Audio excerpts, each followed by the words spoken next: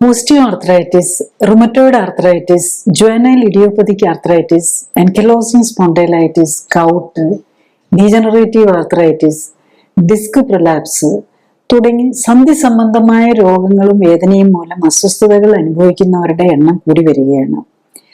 ആമവാദവും psoriatic ആർത്രൈറ്റിസും പോലുള്ള autoimmune രോഗങ്ങൾക്കായി സ്ഥിരമായി ശക്തി കൂടിയ ഇമ്മ്യൂണിറ്റിയെ മരവിപ്പിക്കുന്ന മരുന്നുകൾ കഴിച്ചിട്ടും അസ്വസ്ഥതകൾ മാറാത്തവരും നിരവധിയാണ്.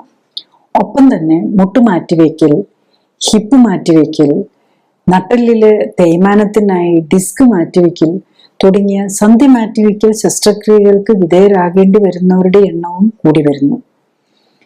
യൂറിക് ആസിഡ് കൂടുന്നത് മൂലമുള്ള ഗൗട്ടി ആർത്രൈറ്റിസിനായും സ്ഥിരമായി മരുന്ന് കഴിക്കേണ്ടി വരുന്നു. മരുന്നും ഓപ്പറേഷനും ഒക്കെ ചെയ്താലും രോഗം മാറുന്നില്ല. എന്താണ് ഇതിന് കാരണം? ഇത്തരം രോഗങ്ങളെല്ലാം ജീവിതശൈലിയുടെ വിഭാഗത്തിലാണ് പെടുന്നത്. അതായത് ജീവിതശൈലിയിലെ അപാകതയാണ് രോഗം വരാൻ കാരണം. ജീവിതശൈലിയിലെ അപാകതകൾ പരിഹരിക്കാതെ ഇത്തരം രോഗങ്ങൾ മാറ്റാനാകില്ല. ജീവിതശൈലി ക്രമീകരണത്തിലൂടെ എങ്ങനെ ഇത്തരം രോഗങ്ങളിൽ നിന്നും, മരുന്നുകളിൽ നിന്നും, ഓപ്പറേഷനുകളിൽ നിന്നും മോചനം നേടാനാകും? ആർത്രൈറ്റിസ് രോഗികൾ എന്തെല്ലാമാണ് ശ്രദ്ധിക്കേണ്ടത്? ഒരു ഹെൽത്ത് ടിപ്പ് തരിക എന്നതിനുപരി ഈ രോഗത്തിന്റെ കാരണങ്ങളെയും രോഗം നേരത്തെ കണ്ടെത്താനുള്ള മാർഗങ്ങളെയും രോഗം ശരീരത്തെ എത്രമാത്രം ബാധിച്ചു എന്ന് മനസ്സിലാക്കാനുള്ള പരിശോധനാ രീതികളെയും മോഡേൺ മെഡിസിനിൽ ലഭ്യമായ ചികിത്സാ രീതികളെയും അവയുടെ ഗുണദോഷങ്ങളെയും പരിമിതികളെയും കുറിച്ച് അറിവ് നൽകുകയും ഒപ്പം തന്നെ ജീവിതശൈലിയുമായി ഈ രോഗങ്ങൾക്കുള്ള ബന്ധവും ജീവിതശൈലി ക്രമപ്പെടുത്തുന്നതിലൂടെ രോഗപ്രതിരോധവും രോഗമുക്തിയും എങ്ങനെ സാധ്യമാക്കാം എന്നും മനസ്സിലാക്കാൻ സഹായിക്കുക എന്നതാണ് ഇതിലൂടെ ലക്ഷ്യമിടുന്നത്. അതിനാൽ വീഡിയോ കുറച്ച് നീണ്ടുപോകാം. കൂടുതലായി ഈ രോഗത്തെയും അത് എങ്ങനെയാണ് ആരോഗ്യത്തെ പ്രതികൂലമായി ബാധിക്കുന്നത് എന്നറിയാനും മനസ്സിലാക്കി അതിൽ നിന്ന് മോചനം നേടാനും ആഗ്രഹിക്കുന്നവർക്ക് വേണ്ടിയാണിത്. മരുന്ന് കഴിച്ചുകൊണ്ടിരിക്കുന്ന രോഗികൾ പരിശോധനകൾ നടത്തി ഡോക്ടറുടെ നിർദ്ദേശപ്രകാരം മാത്രമേ മരുന്നുകൾ കുറയ്ക്കുകയോ നിർത്തുകയോ ചെയ്യാവൂ എന്ന കാര്യം പ്രത്യേകം ഓർമ്മിക്കണം. സന്ധി സംബന്ധമായ രോഗങ്ങൾ എങ്ങനെ അതിൽ നിന്ന് മോചനം നേടണമെന്ന് മനസ്സിലാക്കണമെങ്കിൽ ആദ്യം നമ്മൾ സന്ധി എന്ന് പറഞ്ഞാൽ എന്താണെന്നുള്ളത് അറിയണം. നമ്മളെ ജോയിൻസ് അല്ലെങ്കിൽ നമ്മളുടെ സന്ധികൾ എന്ന് പറയുന്നത് രണ്ട് ബോണുകളെ തമ്മിൽ യോജിപ്പിക്കുന്ന ഭാഗത്തിനാണ് നമ്മൾ സന്ധി എന്ന് പറയുന്നത്. അപ്പം നമ്മുടെ ബോഡിയിൽ ഏകദേശം 230 ബോണുകളുണ്ട്. ആ ബോണുകളെ എല്ലാം ജോയിന്റ് ചെയ്തുകൊണ്ട് 350ഓളം ജോയിന്റുകളുണ്ട്, സന്ധികളുണ്ട്. അതെല്ലാം ഈ അതുമായിട്ട് ബന്ധപ്പെട്ട് പ്രവർത്തിക്കുന്ന ഏകദേശം 650ഓളം മസിലുകളും ഉണ്ട്. അപ്പൊ എന്താണ് ഈ സന്ധി അല്ലെങ്കിൽ ജോയിന്റിന്റെ ഫങ്ഷൻ എന്താണ്? എന്ത് കാര്യമാണ് നമ്മൾ ബോഡിക്ക് വേണ്ടി ചെയ്യുന്നത്? നമ്മളുടെ മൂവ്മെന്റ് സാധ്യമാക്കുക എന്നുള്ളതാണ് ഏറ്റവും പ്രധാനം. നമുക്ക് ആ മൂവ്മെന്റ് സാധ്യമാക്കാൻ വേണ്ടിയിട്ട് തന്നെ ഈ മസിൽ പ്രവർത്തിക്കണം, ജോയിന്റ് പ്രവർത്തിക്കണം, അതുപോലെ ബ്രെയിനും നെർവ്സും പ്രവർത്തിക്കണം. അപ്പൊ ഇതെല്ലാം കൂടി ഒന്നിച്ച് പ്രവർത്തിക്കുമ്പോഴാണ് നമ്മളുടെ മൂവ്മെന്റ്സ് പോസിബിൾ ആവുന്നത്. അപ്പൊ ജോയിന്റിൽ തന്നെ ഒരു ജോയിന്റ് എന്ന് പറഞ്ഞു കഴിഞ്ഞാല് 2 ബോൺ ഉണ്ടാവും, ചിലപ്പോൾ ചിലതിൽ 3 ബോൺ ഉണ്ടാവും. അപ്പം പല മൾട്ടിപ്പിൾ ജോണുകൾ കൂടിയും ജോയിന്റ് വരാം. അപ്പം ഈ ജോയിന്റിനെ ഒരു കവർ ചെയ്തുകൊണ്ടൊരു ക്യാപ്സ്യൂൾ ഉണ്ടാവും. അതുകൂടാതെ അതിനെ അറ്റാച്ച് ചെയ്തുകൊണ്ടുള്ള ലിഗമെന്റുകൾ ഉണ്ടാവും. പിന്നെ ഇതിനകത്ത് തന്നെ ഒരു സൈനോവിയൽ, അതിനെ കവർ ചെയ്തുകൊണ്ട് ഒരു സൈനോവിയൽ മെമ്പറൈൻ എന്ന് പറഞ്ഞ് ഒരു മെമ്പറൈൻ ഉണ്ട്. അതാണ് അതിനകത്ത് വേണ്ട ലൂബ്രിക്കന്റ്. ഇപ്പൊ നമ്മള് കാറിലൊക്കെ ആണെങ്കിൽ ഓയിൽ എന്ന് പറയുമല്ലോ, അപ്പൊ എഞ്ചിനൊക്കെ ആണെങ്കിൽ എഞ്ചിൻ ഓയിൽ എന്ന് പറയല്ലേ. അതുപോലെ നമ്മളുടെ ജോയിന്റ് എന്ന് പറയുന്ന ഈ എഞ്ചിനിലാണെങ്കിലും ലൂബ്രിക്കന്റ് വേണം. അതുണ്ടാക്കുന്ന അതിന് പറയുന്നത് സൈനോവിയൽ ഫ്ലൂയിഡ് എന്നാണ്. അതുണ്ടാക്കാനായിട്ട് പ്രത്യേക മെമ്പറൈൻ ഉണ്ട്. പിന്നെ ഇപ്പൊ അതിലേറ്റവും കൂടുതൽ ഇപ്പൊ ഒരു സൈനോവിയൽ കൂടുതൽ മൂവ്മെന്റ്സ് ഉള്ളതിന് കൂടുതൽ ഫ്ലൂയിഡും അങ്ങനത്തെ കാര്യങ്ങളും വേണം. ഒരു എക്സാമ്പിൾ ആണ് ശരിക്കും പറഞ്ഞാൽ കാൽമുട്ടം എന്നുള്ളത് ഒരു സൈനോവിയൽ ജോയിന്റ്, അതിന് കൂടുതൽ ഫ്ലെക്സിബിലിറ്റി മൂവ്മെന്റ് ഉണ്ട്. അതുപോലെ എൽബോ, ഷോൾഡർ ഒക്കെ സൈനോവിയൽ ജോയിന്റ് ആണ്. പിന്നെ അതുപോലെ വേറെ ടൈപ്പ് ജോയിന്റുകളും ഉണ്ട്. അതായത് മെയിൻലി സൈനോവിയൽ ജോയിന്റ് ഉണ്ട്, പിന്നെ കാർട്ടിലേജിനസ് ജോയിന്റ് ഉണ്ട്, പിന്നെ ഫൈബ്രസ് ജോയിന്റ് ഉണ്ട്. ഈ സൈനോവിയൽ എന്ന് പറയുന്നതാണ് മുട്ട്, കയ്യെ കൂടുതൽ മൊബിലിറ്റി ഉള്ളതൊക്കെ. പിന്നെ കാർട്ടിലേജിനസ് ജോയിന്റ് ഒരു കുറച്ചുകൂടെ കുറവുള്ളതാണ്. അത് നമ്മുടെ ഇന്റർവെർട്ടിബ്രൽ, നട്ടെല്ലിന്റെ ഇടയിൽ ഉള്ള കശേരുക്കളുടെ ഇടയിലുള്ള ജോയിന്റ് ഉണ്ടല്ലോ, അതൊക്കെ കാർട്ടിലേജിനസ് ജോയിന്റ് ആണ്. പിന്നെ ഫൈബ്രസ് ജോയിന്റ് ഉണ്ട്, തീരെ കുറവ് മൂവ്മെന്റ്സ് ആയിരിക്കുള്ളത്. അതിന്റെ എക്സാമ്പിൾ നമ്മളുടെ സ്കള്, നമ്മളുടെ തലയോട്ടി എന്ന് പറഞ്ഞാൽ ഒറ്റ ബോൺ അല്ല, അത് പലതും കൂടി ജോയിന്റ് ചെയ്താ അത് കുഞ്ഞുണ്ടാകുമ്പോൾ ഗർഭാശയത്തിൽ നിന്ന് പുറത്തേക്ക് വരാൻ അതിനെ ഒന്ന് മൂവ് ചെയ്ത് സഹായിക്കാൻ വേണ്ടിയിട്ട് ഉള്ളതാണ്. അങ്ങനെയാണ് ഇതിനെ ഡിസൈൻ ചെയ്തിരിക്കുന്നത്. അതൊക്കെ ഫൈബ്രസ് ജോയിന്റ് എന്ന് പറയും. അതിന് ആക്ച്വലി അഡൾട്ട് ആയി കഴിഞ്ഞാൽ അതെല്ലാം ഫ്യൂസ് ചെയ്ത് പോകും, അതിനകത്ത് കാര്യമായിട്ട് മൂവ്മെന്റ് കിട്ടുകയില്ല. പിന്നെ നെക്സ്റ്റ് നമ്മൾ ജോയിന്റ് സംബന്ധമായ പ്രശ്നങ്ങൾ വന്നാൽ എന്താണ് അതിന്റെ ലക്ഷണങ്ങൾ എന്നുള്ളതാണ്. അപ്പൊ അത് പ്രധാനമായിട്ടും വേദനയാണ്. ജോയിന്റിനകത്ത് കുറെ അധികം നെർവ് എൻഡിങ്സ് ഉണ്ട്, വളരെ സെൻസിറ്റീവ് ഏരിയ ആണ്. ശരിക്കും പറഞ്ഞു കഴിഞ്ഞാൽ സ്കിന്ന് കഴിഞ്ഞു കഴിഞ്ഞാൽ സ്കിന്ന്, മ്യൂക്കസ് മെമ്പറി, നമ്മളുടെ പുറമേയുള്ള ഏറ്റവും കൂടുതൽ സെൻസിറ്റീവ് ആയിട്ടുള്ള ഏരിയ ആണ് ജോയിന്റ്. അതാണ് ജോയിന്റ് പ്രോബ്ലം വന്നാൽ അപ്പം നമുക്ക് വേദന വരുന്നതിന്റെ കാരണം അതാണ്. പെയിന് വരും, നീർക്കെട്ട് വരും, അതുപോലെ സ്റ്റിഫാവും, അത് അനങ്ങാതാവും, അതായത് ഒരു നോർക്കാനും മടക്കാനും ഫ്ലെക്സിബിലിറ്റി പോകും, അങ്ങനെയാണ് വരുന്നത്. പിന്നെ നമ്മൾ എങ്ങനെ ഇത് കണ്ടുപിടിക്കും എന്നുള്ളതാണ്. അപ്പൊ നമുക്കൊരു പ്രോബ്ലം വന്നു കഴിഞ്ഞാൽ എന്താ പ്രശ്നം എന്ന് അറിയാനായിട്ട് നമ്മളൊന്ന് എക്സ്റേ എടുക്കും. പിന്നെ ഇപ്പൊ CT സ്കാൻ ഉണ്ട്, MRI ഉണ്ട്, പിന്നെ ഇവൻ ക്യാൻസർ ഒക്കെ പോലെയാണെങ്കിൽ ഉണ്ടോ എന്ന് അറിയാൻ വേണ്ടിയിട്ട് PET സ്കാൻ ഉണ്ട്. അതുകൂടാതെ അതൊക്കെ നമ്മളെ സ്ട്രക്ചറൽ കാര്യങ്ങൾ കണ്ടുപിടിക്കാനാണ് നമ്മൾ അതിന്റെ ആ കോമ്പോസിഷൻ, അതിന് എന്തൊക്കെയാണ് വ്യത്യാസം വന്നിരിക്കുന്നത് എന്നറിയാനാണ് നമ്മൾ ഈ സ്കാനുകളും എക്സ്റേ ഒക്കെ ഉപയോഗിക്കുക. പിന്നെ അതുപോലെ നമുക്ക് ബ്ലഡ് ചെക്കപ്പ് ചെയ്ത് കണ്ടുപിടിക്കാം. ബ്ലഡ് ചെക്കപ്പ് എന്തിനാണെന്ന് ചോദിച്ചാൽ എന്താണ് ഈ രോഗത്തിന് കാരണം വന്നിരിക്കുന്നതെന്ന് അറിയാനായിട്ട്, അത് ഏത് വിഭാഗത്തിൽപ്പെട്ട രോഗമാണോ, ഇൻഫെക്ഷൻ, അണുബാധ എന്തെങ്കിലും ആണോ, ഓട്ടോ ഇമ്മ്യൂൺ ഡിസീസ്, നമ്മുടെ ഇമ്മ്യൂൺ സിസ്റ്റം തന്നെ തെറ്റി വർക്ക് ചെയ്യുന്നതുകൊണ്ടാണോ, ക്യാൻസർ ആണോ, ഇങ്ങനെയൊക്കെ അറിയാൻ വേണ്ടിയിട്ട് നമ്മൾ പല മാർക്കേഴ്സും നമ്മൾ ബ്ലഡിലുണ്ട്. അതിന് ഒന്ന് ഇൻഫ്ലമേറ്ററി മാർക്കേഴ്സ് ആണ്, പിന്നെ ഓട്ടോ ഇമ്മ്യൂൺ മാർക്കേഴ്സ് എന്ന് പറഞ്ഞിട്ടുണ്ട്. അതാണ് ഈ റുമറ്റോയിഡ് ഫാക്ടർ, പിന്നെ ANT-CCP എന്നൊക്കെ പറയുന്നത്. പിന്നെ ബേസിക്കലി നമ്മൾ ഈ ഇൻഫ്ലമേറ്ററി മാർക്കേഴ്സിൽ നമ്മൾ പ്രധാനമായിട്ടും നോക്കുന്നത് ESR, CRP, HSCRP, അതുപോലെ ബ്ലഡ് കൗണ്ട്, ഇതൊക്കെ വെച്ചാണ് നമ്മൾ ഇൻഫെക്ഷൻ ആണ് പല കാര്യങ്ങളും നമുക്ക് കണ്ടുപിടിക്കാൻ പറ്റുന്നത് ഇതിലൂടെയാണ്. നെക്സ്റ്റ് നമ്മൾ ജോയിന്റിനെ ബാധിക്കുന്ന രോഗങ്ങൾ ഏതൊക്കെ ടൈപ്പിൽ വരുന്നതാണെന്നുള്ളതാണ്.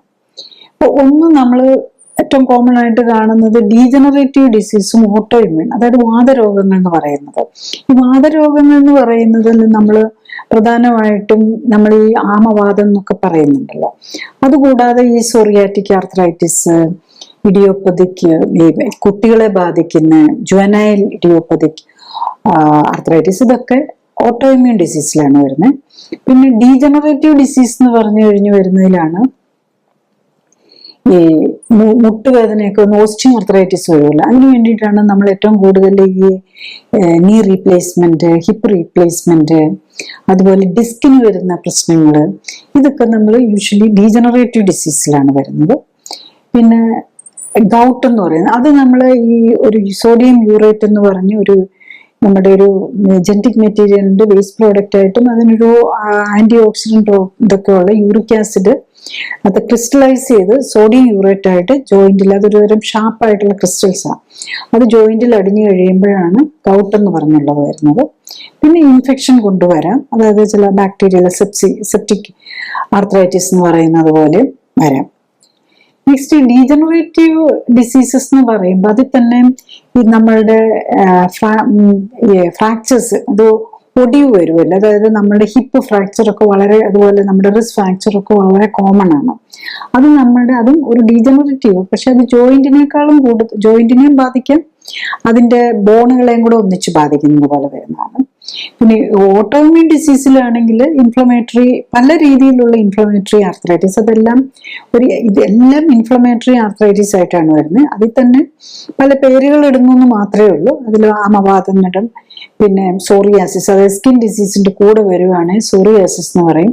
പിന്നെ SLE എന്ന് പറഞ്ഞ് നമ്മളുടെ ഹോൾ ബോഡി എഫക്ട് ചെയ്യുന്നത്, അതായത് ജോയിന്റിനെ മാത്രമല്ല അത് ഏത് സിസ്റ്റത്തെ വേണേലും എഫക്ട് ചെയ്യും. പിന്നെ ആൻകൈലോസിങ് സ്പോണ്ടൈലൈറ്റിസ് എന്ന് പറയുന്നത് ബേസിക്കലി സ്പൈനിനെയാണ് എഫക്ട് ചെയ്യുന്നത്. അപ്പൊ സ്പൈൻ, അതായത് നമ്മുടെ നട്ടെല്ലിനെ സംബന്ധിച്ച് കൂടുതൽ വരും. അതുപോലെ തന്നെ അതും ഏത് അവയവത്തെ വേണേ അതിന്റെ കൂടെ ഓട്ടോഇമ്മ്യൂൺ ഡിസീസായിട്ട് കണ്ണിനെയോ ലിവറിനെയോ കിഡ്നിയോ ഒക്കെ അതും ബാധിക്കാം. അത് ഈ വാമവാദത്തിന്റെ പ്രത്യേകത അതാണ്, അത് ജോയിന്റിനെ മാത്രമല്ല ബാധിക്കുന്നത്, മറ്റുള്ള ഓർഗനുകളെ ബാധിക്കും. അതേസമയത്ത് ഡീജനറേറ്റീവ് ഡിസീസ് നമ്മൾ ഈ ഡിസ്ക് പ്രിലാപ്സ് അല്ലെങ്കിൽ ഓസ്റ്റിയോ ആർത്രൈറ്റിസ് പോലെയുള്ളത് ജോയിന്റിനെ മാത്രമേ യൂഷ്വലി അറ്റാക്ക് ചെയ്യുള്ളൂ, മറ്റുള്ള ഓർഗനുകളിലേക്ക് അത് പോകുകയില്ല. അപ്പൊ അതാണ് ചില ജോയിന്റ് പ്രോബ്ലംസ് വരുമ്പോൾ അതിൻ്റെ കൂടെ മറ്റുള്ള രോഗങ്ങളും കൂടെ മറ്റുള്ള അവയവങ്ങളെയും കൂടി ഇത് ബാധിക്കുന്നുള്ളതാണ്. പിന്നെ അതിൽ തന്നെ നമ്മൾ പല കാരണങ്ങളാണ് ഇതിൽ പറയുന്നത്. ഒന്ന്, ഇപ്പൊ നമ്മൾ കണ്ടുപിടിക്കാനായിട്ട് നോക്കുമ്പം ഇത് ഏത് വിഭാഗത്തിലാണ് പെടുന്നതെന്ന് അറിയാൻ വേണ്ടിയിട്ട് നമ്മളുടെ ജനറ്റിക് ഒരു പ്രിഡിസ്പൊസിഷൻ ഉണ്ട്. പല രോഗങ്ങൾക്കും HLA-B27 എന്നും പറഞ്ഞ് ഒരു ടെസ്റ്റ് നോക്കും. ഈ HLA-B27 പോസിറ്റീവ് ആയിട്ടുള്ള ജനറ്റിക്കലി ഉള്ള ആളാണെങ്കിൽ അവർക്ക് ഇത് ആർത്രൈറ്റിസ് വരാൻ ചാൻസ് കൂടുതലാണെന്നാണ്, ഈ ടൈപ്പ് ഓഫ് ആർത്രൈറ്റിസ് വരാൻ ചാൻസ് കൂടുതലുണ്ടെന്നാണ്. അത് ഈ വെസ്റ്റേൺ കൺട്രീസ് ഈവൻ നമ്മളിവിടെ പലരും കാണാറുണ്ട് പോസിറ്റീവ്. പക്ഷെ അത് പോസിറ്റീവ് ആണെന്ന് കരുതി എല്ലാവർക്കും അത് വരണമെന്നില്ല. അത് പോസിറ്റീവ് ആയിട്ടുള്ള അല്ലെ ഫാമിലിയിൽ ആർത്രൈറ്റിസ് ഉള്ളവർ നമ്മൾ ലൈഫ് സ്റ്റൈൽ കറക്റ്റ് ചെയ്ത് പോവുകയാണെങ്കിൽ പ്രോബ്ലം വരാതിരിക്കുക എന്നുള്ളതാണ്. പിന്നെ ഈ റിയാക്റ്റീവ് ആർത്രൈറ്റിസുകൾ, പലപ്പോഴും ഈ ആർത്രൈറ്റിസ് എല്ലാം തന്നെ എന്തെങ്കിലും ഒരു ഇൻഫെക്ഷനോ അല്ലെങ്കിൽ ഒരു യൂഷ്വലി ഒരു വൈറൽ ഇൻഫെക്ഷനോ ബാക്ടീരിയൽ ഇൻഫെക്ഷനോ ഒക്കെ വന്നതിന് ശേഷമായിരിക്കും വരുന്നത് എന്നുള്ളതാണ്. അപ്പൊ ഈവൻ കുട്ടികളിൽ വരുന്ന ജുവനൽ ഇഡിയോപ്പതിക് ആർത്രൈറ്റിസ് കാരണം എന്താണെന്നറിയില്ല, പക്ഷെ ഇപ്പോഴും അതിന്റെ പുതിയതായിട്ട് മനസ്സിലാക്കി വരുന്നത് അത് ഏതെങ്കിലും ഒരു ഇൻഫെക്ഷൻ വന്നു കഴിയുമ്പോൾ ആ അണുബാധയായിട്ട് അണുക്കൾക്ക് വേണ്ടിയിട്ട് ഉണ്ടാക്കുന്ന ഇമ്മ്യൂൺ ആന്റിബോഡീസ് ഉണ്ടല്ലോ, അത് നമ്മളുടെ ഹ്യൂമൻ ബോഡി ആയിട്ടുള്ള സാമ്യം മൂലം അത് റിയാക്ട് ചെയ്ത് നമ്മുടെ ഇമ്മ്യൂൺ സിസ്റ്റം നമ്മളുടെ അവസാനം നമ്മുടെ ജോയിന്റിനെയൊക്കെ അറ്റാക്ക് ചെയ്യാൻ തുടങ്ങുന്നു എന്നുള്ളതാണ്. അതുപോലെ റിയാക്റ്റീവ് ആർത്രൈറ്റിസ് എന്ന് പറഞ്ഞൊരു ഗ്രൂപ്പ് ഉണ്ട്, അതും എന്തെങ്കിലും ഇൻഫെക്ഷന് ശേഷമാണ് വരുന്നത്.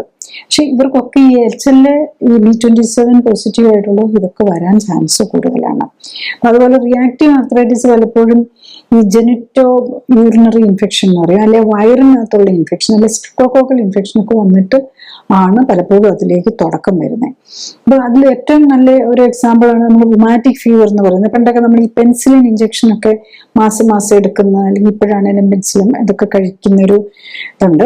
അത് നമുക്ക് ഈ തൊണ്ടയിലെ പല്ലിന് കേടോ തൊണ്ടയിലെ ടോൺസിലൈറ്റിസോ ഒക്കെ വരുമ്പോൾ അത് ഉണ്ടാക്കുന്ന ബാക്ടീരിയയോട് ആ ബാക്ടീരിയ നശിപ്പിക്കാനായിട്ടുള്ള ആ ബാക്ടീരിയൽ പ്രോട്ടീനുമായിട്ട് സാമ്യമുണ്ട് നമ്മളുടെ. അത് ഈ കൊളാജൻ എന്ന് പറയും. ഇപ്പൊ നമ്മളുടെ കൊളാജൻ, നമ്മളുടെ പ്രോട്ടീനുകൾ കൊളാജൻ നമ്മളുടെ മസിലിനും ജോയിന്റിനും മാത്രമല്ല, മസിലിനല്ല ജോയിന്റിനും ബോണിനും മാത്രമല്ല, ആക്ച്വലി അത് നമ്മുടെ ഹാർട്ട്, രക്തക്കൊഴലുകൾ ഒക്കെ ഉണ്ടാക്കാൻ ഈ കൊളാജൻ യൂസ് ചെയ്തിട്ടുണ്ട്. അപ്പം ഈ കൊളാജൻ എഗെയിൻസ്റ്റ് ആയിട്ട് ഇത് വർക്ക് ചെയ്യുന്നു. അപ്പൊ അതും നമ്മളുടെ കൊളാജന്റെ പ്രോട്ടീനും നമ്മളുടെ ഈ ബാക്ടീരിയ, നമ്മളുടെ ബോഡിയിലെ പ്രോട്ടീനും ഈ ബാക്ടീരിയൽ പ്രോട്ടീനും തമ്മിലുള്ള സാമ്യം കൊണ്ടാണെന്നാണ് പറയുന്നത്. അപ്പൊ ഈ റുമാറ്റിക് ഫീവർ വന്നു കഴിഞ്ഞാൽ ജോയിന്റിന് പ്രോബ്ലം ഒക്കെ മാറും. പക്ഷെ ഹാർട്ട് വാൽവ്, ഇപ്പൊ നമ്മൾ ഈ മൈട്രൽ വാൽവ് ഒക്കെ റീപ്ലേസ്മെന്റ് ഒക്കെ ചെയ്യുന്നുണ്ടല്ലോ, അതൊക്കെ ഇങ്ങനത്തെ ഈ അസുഖം വന്നിട്ട് അതിന്റെ ഭാഗമായിട്ട് വരുന്നതാണ്. അപ്പൊ പലതരം ജോയിന്റ് അസുഖങ്ങൾക്ക് വരുന്നതിന് അതിന്റെ പാരലായിട്ട് നമ്മുടെ രക്തക്കൊഴലുകളെയും ഹാർട്ടിനെയും ഒക്കെ ഡാമേജ് വരാം. പിന്നെ അത് സ്ക്ലിറോഡെർമ, SLE ഇങ്ങനത്തെ ഒക്കെ കുറെ രോഗങ്ങളുണ്ട്, അതിലങ്ങനെ വരാം. പിന്നെ ഇപ്പം നമ്മൾ ഈ വെസ്റ്റേൺ കൺട്രീസ്, പ്രത്യേകിച്ച് അമേരിക്കയിലൊക്കെ ഒരു ലൈം ഡിസീസ് എന്ന് പറഞ്ഞിട്ടുണ്ട്. ഇത് ടിക്ക് ബൈറ്റ്. അത് ഇവൻ നമ്മളിപ്പോ ഇവിടെ പുതിയതായിട്ട് കേരളത്തിൽ അത് റിപ്പോർട്ട് ചെയ്തെന്ന് പറയുന്നു. അത് ഒരുതരം ഈ ചെള്ളു പോലെയുള്ളത് നമ്മൾ ഫോറസ്റ്റിലോ അല്ലെങ്കിൽ എവിടെയെങ്കിലും ഒക്കെ പോകുമ്പോൾ അത് നമ്മുടെ മേത്ത് കയറി അത് കടിച്ചു കഴിഞ്ഞാൽ ആക്ച്വലി ടിക്കല്ല, ചെള്ളല്ല പ്രശ്നം ഉണ്ടാക്കുന്നത്. ചെള്ളിനകത്ത് ജീവിക്കുന്ന ഒരു ബാക്ടീരിയ ഉണ്ട്, ബൊറീലിയ എന്ന് പറയുന്ന ബാക്ടീരിയ. ഇതും നമ്മളുടെ ബോഡിയായിട്ട് റിയാക്ട് ചെയ്യുന്ന. അപ്പൊ ഇതിനെ പ്രിവെന്റ് ചെയ്യാനായിട്ട് നമ്മളുടെ ബോഡി ഉണ്ടാക്കും. അത് സ്കിൻ ഡിസീസും ഈ ലോങ് ടേം ജോയിന്റ് പ്രോബ്ലംസും ഈവൻ നമ്മുടെ ബ്ലഡ് വെസൽസിനെ ഡാമേജ് ഒക്കെ ചെയ്യാം. അപ്പൊ ഇത് നമ്മുടെ നമ്മുടെ ബോഡിക്ക് തിരിച്ചറിയാനുള്ള നമ്മളുടെ സെല്ലുകൾ ഏതാ, അല്ലെ നമ്മളുടെ ജോയിന്റ് അല്ലെങ്കിൽ നമ്മളുടെ പ്രോട്ടീൻ ഏതാന്ന് തിരിച്ചറിയാൻ പറ്റാതെ അതിനെ ഒരു ഫോറിൻ ബോഡി ആയിട്ട് കണ്ട് അതിനെ പോയി അറ്റാക്ക് ചെയ്യുന്ന ഒരവസ്ഥയാണ് ശരിക്കും വരുന്നത് ഈ ഓട്ടോഇമ്യൂൺ വിഭാഗത്തിൽ വരുന്ന എല്ലാ രോഗങ്ങൾക്കും കാരണം വരുന്നു. അപ്പൊ അത് മൾട്ടിപ്പിൾ ഇതിലേക്ക് ഇത് ചെയ്യാം. പക്ഷെ ഈ ഓസ്റ്റിയോ ആർത്രൈറ്റിസ് ഒക്കെ പോലെയുള്ള അത് ആ കാർട്ടിലേജിനെ മാത്രമാണ് എഫക്ട് ചെയ്യുന്നത്. നമ്മളുടെ ബോണിന്റെ എൻഡില് തരുണാസ്ഥി എന്ന് പറയും, അതിനെ അഫക്റ്റ് ചെയ്യുമ്പോഴാണ് ഓസ്റ്റിയോ ആർത്രൈറ്റിസ് വരുന്നത്. പക്ഷെ മറ്റതിലാണെങ്കിൽ ഈ മറ്റു മേജർ ഗ്രൂപ്പ്സ് ആണ് വരുന്നത്. ഒന്ന് ഓട്ടോഇമ്മ്യൂണും പിന്നെ ഈ ഡിജനറേറ്റീവ് ആൻഡ് ഓസ്റ്റിയോ ആർത്രൈറ്റിസ്. അപ്പം ഇതിൽ ആ തരുണാസ്ഥിയും ആ ഭാഗത്ത് മാത്രമാണ്. അതേസമയത്ത് മറ്റേതാണെങ്കിൽ ഓൾ ജോയിന്റ് ക്യാപ്സ്യൂളിനെയും ടെൻഡനെയും ഈവൻ അങ്ങനെയുള്ള ഈ കൊളാജൻ വാസ്കുലാർ ഡിസീസ് വിഭാഗത്തിൽ വരുമ്പോഴേക്കും അത് നമ്മളുടെ രക്തക്കൊഴലുകളെയും ഒക്കെ ഹാർട്ടിനെയും ഒക്കെ ബാധിക്കുക എന്നുള്ളതാണ്. നെക്സ്റ്റ്, എങ്ങനെയുള്ളവരിലാണ് ഈ ആർത്രൈറ്റിസ് പ്രശ്നങ്ങൾ വരിക എന്നുള്ളതാണ്. ഒന്ന് ജനറ്റിക്കലി, അതായത് പാരമ്പര്യമായിട്ട് ഞാൻ ഈ പറഞ്ഞാല് HLA-B27 ഫാമിലിയിലായിട്ട് തന്നെ പോസിറ്റീവ് ആയിട്ടുള്ളവർക്ക് അവർക്കും കിട്ടിയിട്ടുണ്ടെങ്കിൽ ചാൻസസ് കൂടുതലായിരിക്കും. പിന്നെ അതിൻ്റെ കൂടെ വല്ല ഓവർ വെയിറ്റ് വന്നിട്ടുണ്ടെങ്കിൽ ഡെഫിനറ്റ്ലി നമ്മുടെ ചാൻസ് കൂടും. പ്രത്യേകിച്ച് നമ്മൾ ഈ ഓസ്റ്റിയോ ആർത്രൈറ്റിസ് പോലെയുള്ള എല്ലാ ആർത്രൈറ്റിസുകൾക്കും ഓവർ വെയിറ്റ് ഒരു എല്ലാ രോഗങ്ങളുടെയും തുടക്കത്തിൽ പലപ്പോഴും ഒബേസിറ്റി വരാം.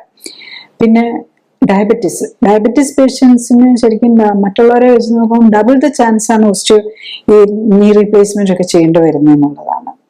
പിന്നെ ചിലത് റിയാക്റ്റീവ്, ഈ പല ഇൻഫെക്ഷൻസ് വന്നു കഴിഞ്ഞിട്ട് വൈറൽ ഇൻഫെക്ഷനോ ബാക്ടീരിയ ഇൻഫെക്ഷനോ ഒരു ഇൻഡസ്ട്രൈനൽ ഡയറിയയോ അല്ലെ യൂറിനറി ഇൻഫെക്ഷനോ ഒക്കെ വന്നതിന് ശേഷം വരുന്ന രീതിയിലുള്ള അതും ആ റിയാക്റ്റീവ് ആർത്രൈറ്റിസ് പോലെയുള്ളതിനാണ് വരുന്നത്. പിന്നെ ഇതിന്റെ കൂടെ കോമോബിഡിറ്റീസ്, ഇതിനൊപ്പം മറ്റെന്തൊക്കെ പ്രശ്നങ്ങൾ വരാന്നുള്ളതാണ്. ഈ ഓട്ടോ ഇമ്മ്യൂൺ ഡിസീസ് ആണ് ഏറ്റവും കൂടുതൽ പ്രോബ്ലം വരാൻ. കേട്ടോ, ഓട്ടോ ഇമ്മ്യൂൺ ഡിസീസ് വരുമ്പോൾ ഇത് കൊളാജൻ വാസ്കുലർ ഡിസീസ്, അപ്പൊ ജോയിന്റിനെ മാത്രമല്ല മറ്റു അതിനെ അഫക്ട് ചെയ്യാം. പിന്നെ അതിന് വേണ്ടിയിട്ട് മരുന്ന് കഴിച്ചു വിടുമ്പോൾ സ്റ്റീറോയിഡ് മരുന്നുകളും ഇമ്യൂണോസപ്രസൻസും. അപ്പം ഓൾറെഡി ഡയബറ്റിക് അല്ലാത്തവരും കൂടി ഡയബറ്റിക് ആവും. സ്റ്റീറോയിഡ് മരുന്ന് എല്ലാം കൂടി എടുത്തു കഴിയുമ്പോൾ ഡയബറ്റിസ് ആവും.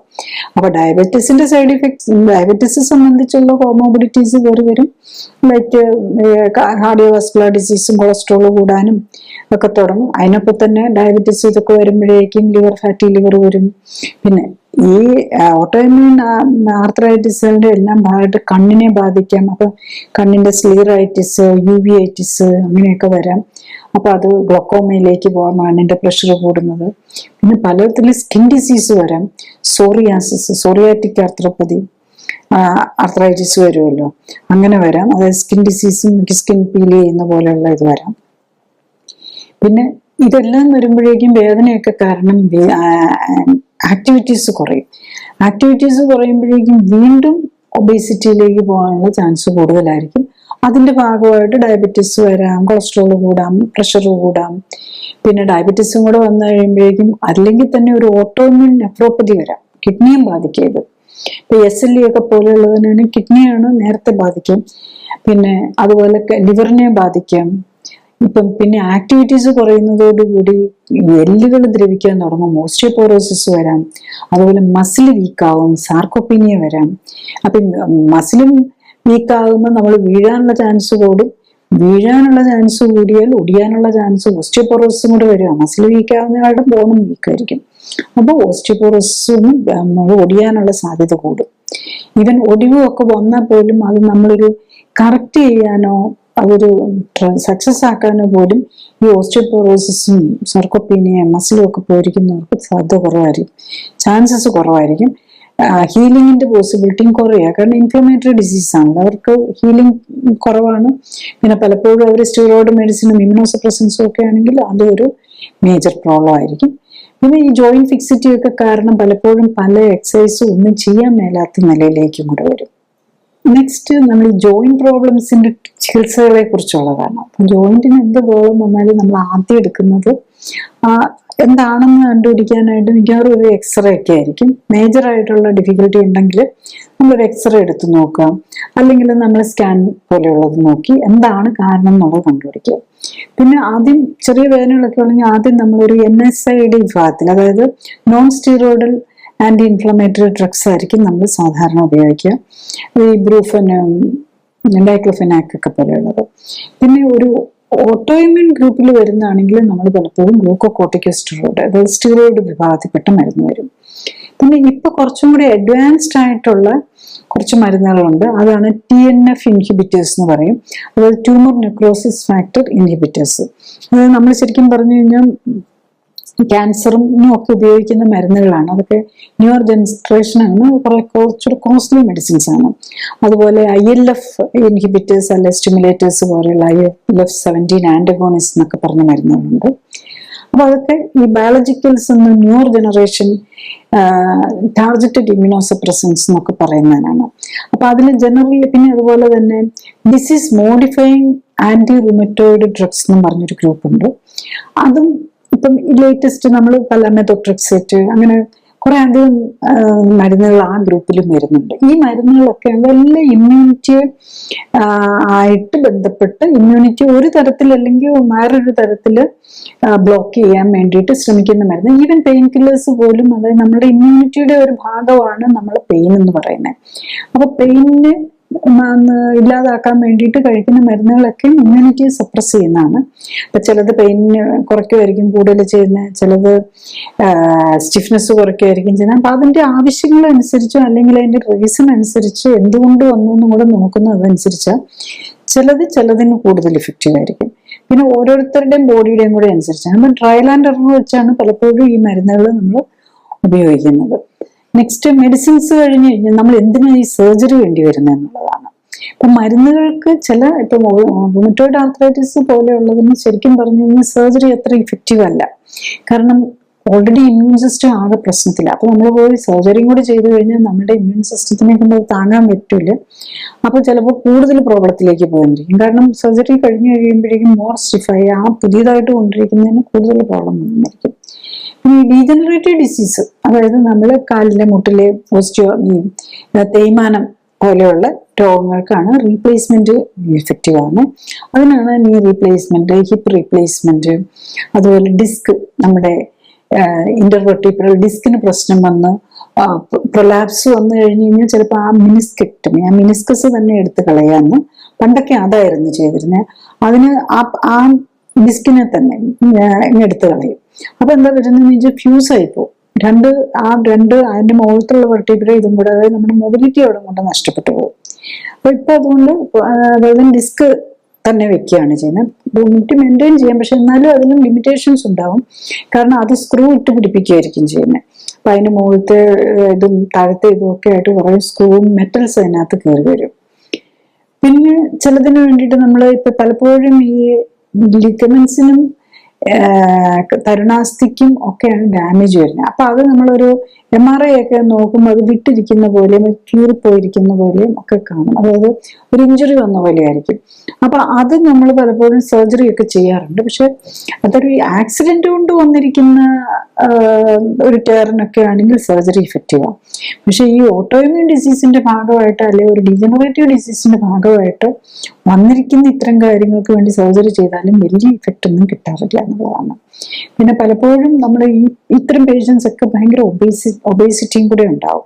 അപ്പൊ ഇതെല്ലാം കഴിഞ്ഞിട്ടും നമ്മൾ ഈ 90-100 കിലോ ഒക്കെ ആണെങ്കിൽ അവരെ കൊണ്ട് ശരിക്കും പറഞ്ഞാൽ 60 കിലോ വേണ്ടിടത്തായിരിക്കും 90-100 കിലോ ഉള്ളത്.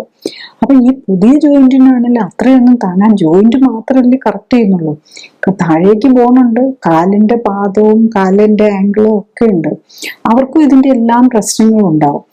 കൂടുതൽ വേദന മുട്ടിനാണ്, എന്നാൽ മുട്ടിനെ സർജറി ചെയ്യാന്ന് പറഞ്ഞു കഴിഞ്ഞാലും ഈ ഓവർ വെയിറ്റ് ഒക്കെ പോലുള്ളവര് സർജറി ചെയ്ത് കഴിഞ്ഞു കഴിഞ്ഞാലും അതിനും ഡാമേജുകൾ വരാമെന്നുള്ളത്. കാരണം ആ സർജറി തന്നെ വളരെ ഒരു കോംപ്ലിക്കേറ്റഡ്. ഇപ്പൊ ഓരോ മുട്ട് മാറ്റി ശസ്ത്രക്രിയകളും ഒരു റീപ്ലേസ്മെന്റ് സർജറീസ് ഒക്കെ കോംപ്ലിക്കേറ്റഡ്. പ്രത്യേകിച്ച് ഏറ്റവും കൂടുതൽ ചെയ്യുന്ന ഈ റീപ്ലേസ്മെന്റ് ആണ്. കേരളത്തിൽ എനിക്ക് തോന്നുന്നത് ഏറ്റവും കൂടുതൽ കാണുന്ന അതാണ്. അതിൽ നമ്മൾ ശരിക്കും പറഞ്ഞു കഴിഞ്ഞാൽ ഓരോ ആ ജോയിന്റിന്റെ ആ രണ്ട് അസ്ഥികളും താഴത്തെ ബോണിന്റെയും മുകളിലത്തെ ബോണിന്റെയും കാർട്ടിലേജിന്റെ ഭാഗം നമ്മൾ ശരിക്കും ഈ ടൈലൊക്കെ കട്ട് ചെയ്യുന്ന പോലെയുള്ള അത്ര സ്ട്രോങ് ആണ് ബോണ്. അത് വെച്ച് കട്ടർ വെച്ച് കട്ട് ചെയ്ത് അവിടെ അതിന് പകരം നമ്മൾ പ്ലാസ്റ്റിക് അതുപോലെ മെറ്റലും വെച്ചിട്ടുള്ള ഒരു ഇത് കയറ്റി വെക്കുകയാണ് ചെയ്യുന്നത്. അപ്പോഴും നമ്മളൊരു കാര്യം ഓർക്കണം, നമ്മുടെ ജോയിന്റ്സ് നമുക്ക് സാധാരണ ജോയിന്റിന്റെ പോലെ നമുക്ക് നാച്ചുറൽ ആയിട്ടുള്ള ഒരു ഫങ്ഷൻ കിട്ടുകയില്ല. പലർക്കും നമ്മൾ സ്റ്റെപ്പ് കയറാനോ അങ്ങനത്തെ കാര്യങ്ങളൊന്നും പറ്റില്ല. കാരണം മടക്കാനും അതുപോലെ നമുക്ക് കുത്തിയിരിക്കുക, ഇന്ത്യൻ ക്ലോസറ്റ് യൂസ് ചെയ്യുക, അതൊന്നും പിന്നെ പറ്റില്ല. അപ്പൊ അതിന്റെ നമ്മൾ ഏത് റീപ്ലേസ്മെന്റ് ജോയിന്റ് റീപ്ലേസ്മെന്റ് സർജറി കഴിഞ്ഞു കഴിഞ്ഞാലും കുറെ ലിമിറ്റേഷൻസ് അതിനകത്ത് വരുന്നുണ്ട്. പിന്നെ ചിലർക്ക് ഈ അതിനകത്ത് സ്റ്റീലുണ്ട്, പ്ലാസ്റ്റിക് ഉണ്ട്, ഇതൊക്കെ ആയിട്ട് ചിലപ്പോൾ ബോഡി റിയാക്ട് ചെയ്യാം. അതുപോലെ അതിനെ പിടിപ്പിക്കാനായിട്ട് കുറെ സ്ക്രൂ വെക്കും. സ്ക്രൂവിലേക്ക് ഈ ബോണുമായിട്ട് സ്ക്രൂ ചെയ്ത് പിടിപ്പിക്കുകയാണ് ചെയ്യുന്നത്. പിന്നെ അതൊന്ന് സ്മൂത്ത് ആകാൻ വേണ്ടിയിട്ട് സിമെന്റ് പോലെ നമ്മൾ വീടുകൾക്ക് സിമെന്റ് പോലെ തന്നെ അതിലും ഒരു സർജിക്കൽ സിമെന്റ് യൂസ് ചെയ്യുന്നുണ്ട്. അപ്പൊ ഇതിന്റെയൊക്കെ ഒരു ലൈഫ് സ്പാനും അതിൻ്റെതായിട്ടുള്ള പ്രശ്നങ്ങളുണ്ട്. പിന്നെ നമ്മളെ ഈ ഓട്ടോഇമ്യൂൺ ഡിസീസ് പോലെയുള്ള ഭാഗത്തിൽപ്പെട്ടതിലാണെങ്കിൽ നമ്മൾ ഈ സ്റ്റിറോയിഡ്സ് ഒക്കെ ഉപയോഗിക്കുമ്പോൾ, പ്രത്യേകിച്ച് ഈ TNF ലേറ്റസ്റ്റ് ജനറേഷൻ മരുന്നുകളാണേലും ഈവൻ സാധാരണ ഡെക്സാമെഥസോൺ സ്റ്റിറോയിഡ് മരുന്നുകളാണെങ്കിലും പ്രെഡ്നിസോൺ പോലുള്ള സ്റ്റിറോയിഡ് മെഡിസിൻ ആണെങ്കിലും ഒക്കെ അതെല്ലാം ഇമ്മ്യൂണിറ്റി സപ്രസ് ചെയ്യുമ്പോൾ നമുക്ക് ഇൻഫെക്ഷൻ വരാനുള്ളതും ക്യാൻസർ വരാനുള്ള ചാൻസും കൂടും. പ്രത്യേകിച്ച് ലിംഫോമാസ് പോലെയുള്ള ബ്ലഡില് സെല്ലുകളെ ബാധിക്കുന്ന ലിംഫോമ പോലെയുള്ള പ്രായമായവർക്ക് കൂടി ലിംഫോമയാണ് വരുന്നത്. ലുക്കീമിയ അങ്ങനെ വരാറില്ല, ലിംഫോമയാണ് അവിടെ വരുന്നത്. ഇത്തരം രോഗങ്ങൾക്കുള്ള ക്യാൻസറിനും അല്ലാത്ത ക്യാൻസറിനും ഒക്കെ ഉള്ള സാധ്യതകൾ കൂടുന്നുള്ളതാണ്. അപ്പം നമ്മൾ പലപ്പോഴും ഈ നമുക്ക് ട്രീറ്റ്മെന്റ് ഒത്തിരി ഉണ്ടെങ്കിലും അത് ഒത്തിരി ലിമിറ്റേഷൻസ് ആണ്. മരുന്നിനാണെങ്കിൽ സൈഡ് എഫക്റ്റ് ഉണ്ട്, ഓപ്പറേഷനാണെങ്കിൽ സൈഡ് എഫക്റ്റും വരാം, അതിന്റെ സംബന്ധിച്ചുള്ള കോംപ്ലിക്കേഷൻ വരാം, അതിൽ ഇൻഫെക്ഷൻ വരാം, അനസ്തീസിയ സംബന്ധിച്ചുള്ള കോംപ്ലിക്കേഷൻ വരാം. ആർത്രൈറ്റിസ് ഉള്ള പേഷ്യൻസിന് മിക്കവാറും അവർക്കൊപ്പം തന്നെ ഡയബറ്റീസും ഹൈപ്പർ ടെൻഷനും ഹാർട്ട് ഡിസീസും ഒക്കെ ഉണ്ടാവും. ഈ രോഗങ്ങളും കൂടെ ഉള്ളവർക്ക് ഓപ്പറേഷന്റെയും അനസ്തീസിയയുടെയും റിസ്ക് കൂടുതലാണ്. പിന്നെ നമ്മൾ ഈ പറഞ്ഞാൽ ഏത് മരുന്നിനാണെങ്കിലും അതിന്റെ ഇമ്യൂണോസപ്രസൻസ് ആണ് മറ്റു മരുന്നുകളൊക്കെ. അതായത് നമ്മൾ ലോങ് ടൈം ആയിട്ട് ഉപയോഗിക്കുമ്പോൾ അതിന്റെ സൈഡ് ഇഫക്റ്റും കൂടെ കയറി വരും. അപ്പം നമുക്ക് എന്താണ് മാർഗം? ബേസിക്കലി ഇതൊക്കെ ഇതെല്ലാം ജീവിതശൈലി രോഗങ്ങളുടെ കൂടെയാണ് വരുന്നത്. ഡീജനറേറ്റീവ് ഓസ്റ്റിയോആർത്രൈറ്റിസ് ആണെങ്കിലും ഓട്ടോഇമ്യൂൺ വിഭാഗത്തിൽപ്പെട്ട വാമവാദമാണെങ്കിലും സ്കിന്നിനെ എഫക്ട് ചെയ്യുന്ന LSLE ആണെങ്കിലും എല്ലാം വരുന്ന ജീവിതശൈലി രോഗങ്ങളുടെ കൂടെയാണ്. അപ്പം ബേസിക്കലി അവിടെ ഒരു ജീവിതശൈലി നമ്മൾ കറക്റ്റ് ചെയ്യുക എന്നുള്ളതാണ് നമ്മൾ വേണ്ടി വരുന്നത്. പക്ഷെ ഈ മുട്ടുവേദനയൊക്കെ, മുട്ടിന്റെ ഓസ്റ്റിയോആർത്രൈറ്റിസ് ഒക്കെ മിക്കവരും ഒബീസ് ആയിരിക്കും, ഓവർ വെയിറ്റ് ഉണ്ടാവും. അപ്പൊ അതിൻ്റെ കൂടെ ഡയബറ്റീസും ഉണ്ടാവും. ആക്ച്വലി ഇതൊക്കെ നമുക്ക് ഈസി ആയിട്ട് ഡയബറ്റീസും ഓവർ വെയിറ്റും ഒക്കെ കുറയ്ക്കാവുന്ന. അപ്പം 80 കിലോ ഉള്ള അയാൾക്ക് ശരിക്കും 60 കിലോ 85 കിലോ വേണ്ട ആളായിരിക്കും 80 കിലോയുടെ ഭാരം നമ്മുടെ മുട്ടിന് കൊടുക്കുന്നത്. അപ്പൊ ആ വെയിറ്റ് ഒന്ന് കുറച്ച് കഴിഞ്ഞാൽ തന്നെ ഇതെല്ലാം മാറ്റാവുന്നതേ ഉള്ളൂ. അപ്പൊ ഈ ഒരു മുട്ടുമാറ്റിവെക്കൽ ശസ്ത്രക്രിയ തന്നെ 10-20 കിലോ കുറച്ച് കഴിഞ്ഞാൽ മാറ്റി വെക്കാവുന്ന കാര്യം ഉണ്ടാവുള്ളൂ. അതും ഒത്തിരി നാള് വെയിറ്റ് ചെയ്യേണ്ട കാര്യമില്ല. കാലൊക്കെ വളഞ്ഞ് ഇങ്ങനെ സ്ലിപ്പ് അത് സ്ലിപ്പ് ചെയ്ത് പോകാവുന്ന നിലയിൽ ഇരുത്തുന്നോടും വരെ വെക്കേണ്ട കാര്യമില്ല. നമുക്കൊക്കെ കാണാം കാലൊക്കെ ഈ ഓസ്റ്റിയോആർത്രൈറ്റിസ് ഉള്ളവരുടെ കാല് വളഞ്ഞു വരുന്നത് കാണാം. ഇങ്ങനെ വളയും, അതായത് കാല് ഇങ്ങനെ ആയി പോവുകയും ചെയ്യും, ഇങ്ങനെ പുറത്തേക്ക് വളഞ്ഞും വരാം. അപ്പൊ ഈ സമയത്ത് തന്നെ അത്രയൊക്കെ എത്തി ചെറിയ വേദനയും വന്ന് വളവൊക്കെ വരുമ്പോൾ തന്നെ ഓവർ വെയിറ്റ് ഉണ്ടെങ്കിൽ അത് കറക്റ്റ് ചെയ്യാൻ നോക്കും. ഇത് സിമ്പിളായിട്ട് നമുക്കൊരു ഈ ഇത്രയും വേദനയും ബുദ്ധിമുട്ടുകളും ഒക്കെ സഹിക്കേണ്ട ഓപ്പറേഷനൊക്കെ ഈസി ആയിട്ട് ഒഴിവാക്കാൻ പറ്റുന്നതേ ഉള്ളൂ. ഈവൻ നമ്മൾ ഒത്തിരി കൂടിയ നിലയിലെത്തി ഒട്ടും നടക്കാൻ മേലാത്തവർക്ക് പോലും നമുക്ക് ഈ ക്ലിനിക്കലി സപ്പോർട്ടഡ് ലൈഫ് സ്റ്റൈൽ കറക്ഷനൊക്കെ കൊടുത്ത്, പ്രത്യേകിച്ച് മൾട്ടിപ്പിൾ രോഗങ്ങളുള്ളവർക്ക് തന്നെ കറക്റ്റ് ചെയ്യാൻ പറ്റാതെ വരും. അപ്പം അങ്ങനെയുള്ളവർക്ക് നമ്മൾ ക്ലിനിക്കൽ സപ്പോർട്ടോട് കൂടി, ഇപ്പം ഡയബറ്റീസും ഹൈപ്പർ ടെൻഷനും ഹാർട്ടിനും ഒക്കെ കൂടെ മരുന്ന് കഴിക്കുന്ന ഒരാൾക്ക് തന്നെ ജീവിതശൈലിയൊന്നും കറക്റ്റ് ചെയ്ത് നമ്മൾ വെയിറ്റ് കുറയ്ക്കാനൊന്നും പറ്റിയെന്നിരിക്കുകയില്ല. അപ്പം അതിനാണ് ക്ലിനിക്കൽ സപ്പോർട്ട് ആരുടെയും ഒരു ഡോക്ടേഴ്സിന്റെ ഒക്കെ മേൽനോട്ടത്തിൽ തന്നെ ചെയ്തേ അത് പറ്റുള്ളൂ. അപ്പൊ ഇപ്പം നമ്മൾ കഴുത്തിന്റെ ഒക്കെ ആങ്കിലോസിംഗ് സ്പോണ്ടലൈറ്റിസ് എന്ന് പറയുമല്ലോ, ഒത്തിരി പേർക്കും കഴുത്തും സ്പൈനെ സംബന്ധിച്ച് വരുന്നതാണ്. അപ്പൊ അതിന്റെ ഒരു ലേറ്റസ്റ്റ് സ്റ്റഡീസ് കാണിക്കുന്നത് നമ്മള് വയറിനകത്ത് വരുന്ന ഒരു ക്ലെപ്സിയെല്ല ന്യൂമോണിയ എന്ന് പറഞ്ഞൊരു നമ്മുടെ ബോഡിയിലൊക്കെ ഉള്ള ഒരു ബാക്ടീരിയ അത് ഓവർഗ്രോ ചെയ്യുന്നോണ്ടാണെന്നാണ് പറയുന്നത്. അപ്പൊ അതിന് ലേറ്റസ്റ്റ് സ്റ്റഡീസും നമ്മൾ റെക്കമെൻഡേഷൻ പറയുന്നത് ലോ കാർബോഹൈഡ്രേറ്റ് ഡയറ്റ് ആണ്, അത് സ്റ്റാർച്ച് കുറയ്ക്കാനാണ് പറയുന്നത്. അപ്പൊ എന്താ പറ്റുന്നത്? ഈ സ്റ്റാർച്ച് കുറയും, ഈ ബാക്ടീരിയ കുറയും. ഈ ബാക്ടീരിയയുടെ എൻസൈമും നമ്മളുടെ ബോഡിയിലെ കൊളാജൻ പ്രോട്ടീനും തമ്മിൽ ഒരു സാമ്യം കൊണ്ടാണ് ഈ ആങ്കിലോസിംഗ് സ്പോണ്ടൈലൈറ്റിസ്, അതായത് നമ്മുടെ നട്ടെല്ലിനെ സ്റ്റിഫാക്കി കളയുന്ന വളരെ ഡെബിലിറ്റേറ്റിംഗ് അസുഖമാണ്. അത് ഓരോരുത്തർക്കും പല രീതിയിലാണ്. അത് നട്ടെല്ലിനെ മാത്രമല്ല മറ്റു ഓർഗനുകളെയും ബാധിക്കാവുന്നതാണ്. അപ്പൊ അതിന്റെ ഇപ്പം ലേറ്റസ്റ്റ് കാണിക്കുന്ന ഈ ഒരു ബാക്ടീരിയയും നമ്മുടെ ബോഡിയും കൂടി ഇന്ററാക്ട് ചെയ്യുന്നതിന്റെ ഇമ്മ്യൂൺസ് ബാക്ടീരിയയായിട്ട് നമ്മുടെ ബോഡി ബാക്ടീരിയ നശിപ്പിക്കാൻ ഉണ്ടാക്കുന്ന പ്രോട്ടീൻ നമ്മളുടെ ബോഡിയിലെ പ്രോട്ടീനും തമ്മിലുള്ള സാമ്യമാണ്. അതായത് പലപ്പോഴും ഈ സാമ്യം വരുന്നത് തന്നെ എങ്ങനെയാണെന്ന് വെച്ചാൽ പ്രോട്ടീൻ ഒരു പ്രത്യേകതയുണ്ട്. അതിന്റെ സ്ട്രക്ചർ മാത്രമല്ല അതിന്റെ ഷേപ്പ് ഇമ്പോർട്ടൻ്റ് ആണ്. ഈ പ്രോട്ടീൻ ഉണ്ടാക്കുമ്പോൾ കറക്റ്റ് ആയിട്ടുള്ള ന്യൂട്രിയൻ്റ് അല്ലെങ്കിൽ അതായത് ഈ പ്രോട്ടീൻ ഉണ്ടാക്കാൻ വേണ്ടി വരുന്ന അമിനോ ആസിഡ്സ് അത് തന്നെ ജസ്റ്റ് അമിനോ ആസിഡ്സ് അല്ല, അതിന് അസറ്റൈലേഷൻ, മെത്തിലേഷൻ എന്നൊക്കെ പറഞ്ഞ് കുറച്ചൊരു മോളിക്കുലർ ലെവലിലുള്ള കാര്യങ്ങളും കൂടെ നടക്കുന്നുണ്ട്. അതൊക്കെ നടക്കണമെങ്കിൽ അതിന്റെ കറക്റ്റ് ആയിട്ടുള്ള ലെവലിൽ ന്യൂട്രീഷൻ വേണം. വൈറ്റമിൻ എ, 14 വൈറ്റമിൻസും മിനറൽസും ഒക്കെ വേണം. ഇത് കറക്റ്റായിട്ട് എത്താത്തത് കൊണ്ട് ഈ പ്രോട്ടീനിന്റെ സ്ട്രക്ചറൽ അതിന്റെ ആ ക്വാളിറ്റി ഓഫ് ദ പ്രോട്ടീൻ കിട്ടാതെ വരും. അല്ലെങ്കിൽ അതിന്റെ അസറ്റൈലേഷനോ മെത്തിലേഷനോ ഒക്കെ വന്നില്ലെങ്കിൽ അത് നമ്മളുടെ ബോഡി, നമ്മുടെ ഇമ്മ്യൂൺ സിസ്റ്റം അതിനൊരു ഫോറിനായിട്ട് കാണും. അപ്പൊ അങ്ങനെയാണെന്നാണ് ഇപ്പൊ ലേറ്റസ്റ്റ് ആയിട്ട് പറയുന്ന പല ഓട്ടോഇമ്യൂൺ ഡിസീസിനും കാരണം. അപ്പം ബേസിക്കലി ജോയിന്റിനെ ബാധിക്കുന്ന ഓട്ടോഇമ്യൂൺ ഡിസീസുകളാണ്. ജോയിന്റിനെ ബാധിക്കുന്ന മിക്കവാറും രോഗങ്ങളൊക്കെ എല്ലാം തന്നെ ഒരു ഓട്ടോഇമ്യൂൺ ബേസും ഉണ്ട്. അതുകൊണ്ട് തന്നെ അത് അതിനെല്ലാം കൊളാജൻ വാസ്കുലർ ഡിസീസിൽ വരുന്ന വിഭാഗത്തിലാണ്. അത് മറ്റു ജോയിന്റുകളെയും മറ്റ് ഓർഗനുകളെയും പ്രത്യേകിച്ച് രക്തക്കൊള്ളുകളെ ബാധിക്കാം. അപ്പൊ ഈവൻ രക്തക്കൊള്ളുകൾ ഇതിനകത്ത് സ്ക്ലിറോഡെർമ എന്നൊക്കെ പറഞ്ഞതുണ്ട്. ഈ സ്ക്ലിറോഡെർമ ഈ ഇത്ര ആർത്രൈറ്റിസും ഉള്ളവർക്ക് ഹാർട്ട് അറ്റാക്കും ഈ ബൈപ്പാസും സ്റ്റെന്റും ഒക്കെ ഇടുന്നതും വളരെ കോമൺ ആണെന്നുള്ളതാണ്. അപ്പൊ നമ്മളിത് എത്രയും പറഞ്ഞതൊന്ന് സമ്മറൈസ് ചെയ്യുകയാണെങ്കിൽ നമ്മളുടെ ജോയിന്റിൽ വരുന്ന ഏത് രോഗമാണെങ്കിലും, അതായത് സന്ധിവാതമോ അല്ലെങ്കിൽ സന്ധി സംബന്ധമായ വേദന, പെയിന് ഒക്കെ ഏതാണെങ്കിലും ഏത് രോഗത്തിൽ നിന്ന് നമ്മൾ മോചനം നേടണമെങ്കിൽ നമ്മുടെ ഇമ്മ്യൂൺ സിസ്റ്റം കറക്റ്റാണ്. നമ്മളുടെ ഇമ്മ്യൂൺ സിസ്റ്റം ആണ്. ഇൻഫെക്ഷൻ ആണെങ്കിലും, ഇൻഫെക്ഷനിൽ നിന്ന് വന്ന റിയാക്റ്റീവ് ആർത്രൈറ്റിസ് ആണെങ്കിലും, ഓട്ടോഇമ്യൂൺ ഡിസീസ് ആണെങ്കിലും, അല്ലെങ്കിൽ ഡിജനറേറ്റീവ് ഡിസീസ് ആണെങ്കിലും, ഇതെല്ലാം നമ്മുടെ ഇമ്മ്യൂൺ സിസ്റ്റത്തിന് പ്രോപ്പറായിട്ട് ഫങ്ഷൻ ചെയ്യാൻ പറ്റാത്തത് കൊണ്ടാണ് ഇതെല്ലാം വരുന്നത്.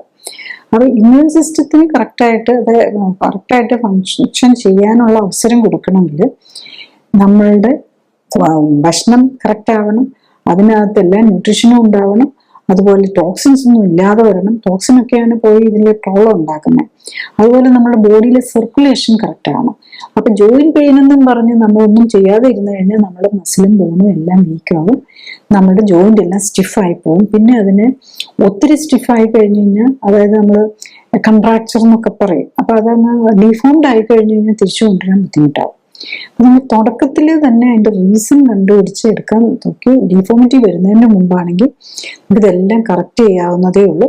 അപ്പൊ അതിനകത്ത് നമുക്ക് പറ്റാത്ത ഫുഡ് ഏതാ, പറ്റുന്നത് ഏതാ, അല്ലെങ്കിൽ ഏത് ഇൻഫെക്ഷൻ വന്നിട്ടാ, നമ്മുടെ ഇമ്മ്യൂണിറ്റി എന്തുകൊണ്ടാണ് ഇൻഫെക്ഷൻ വന്നിട്ട് ഇങ്ങനെ നിൽക്കുന്നത്, ഇതൊക്കെ മനസ്സിലാക്കി എടുത്ത് കറക്റ്റ് ചെയ്യാന്നുള്ളതാണ് ഏത് ആർത്രൈറ്റിസ് ആണെങ്കിലും. അപ്പൊ നമ്മൾ ഓപ്പറേഷനോ അല്ലെങ്കിൽ ഒരു മെഡിസിൻസിന്റെ കുറവുകൊണ്ടല്ലല്ലോ ജീവിതശൈലി രോഗം ഉണ്ടാകുന്നത്. ഇതെല്ലാം ജീവിതശൈലി രോഗത്തിലാണ് വരുന്നത്. അപ്പം ജീവിതശൈലി കറക്റ്റ് ചെയ്യുക എന്നുള്ളതാണ് നമ്മൾ അതിനകത്ത് ഏത് ആർത്രൈറ്റിസ്, ഏത് വേദനയോ സന്ധിവാതമോ, അതിപ്പം സ്പൈനാണെങ്കിലും മുട്ടിനാണെങ്കിലും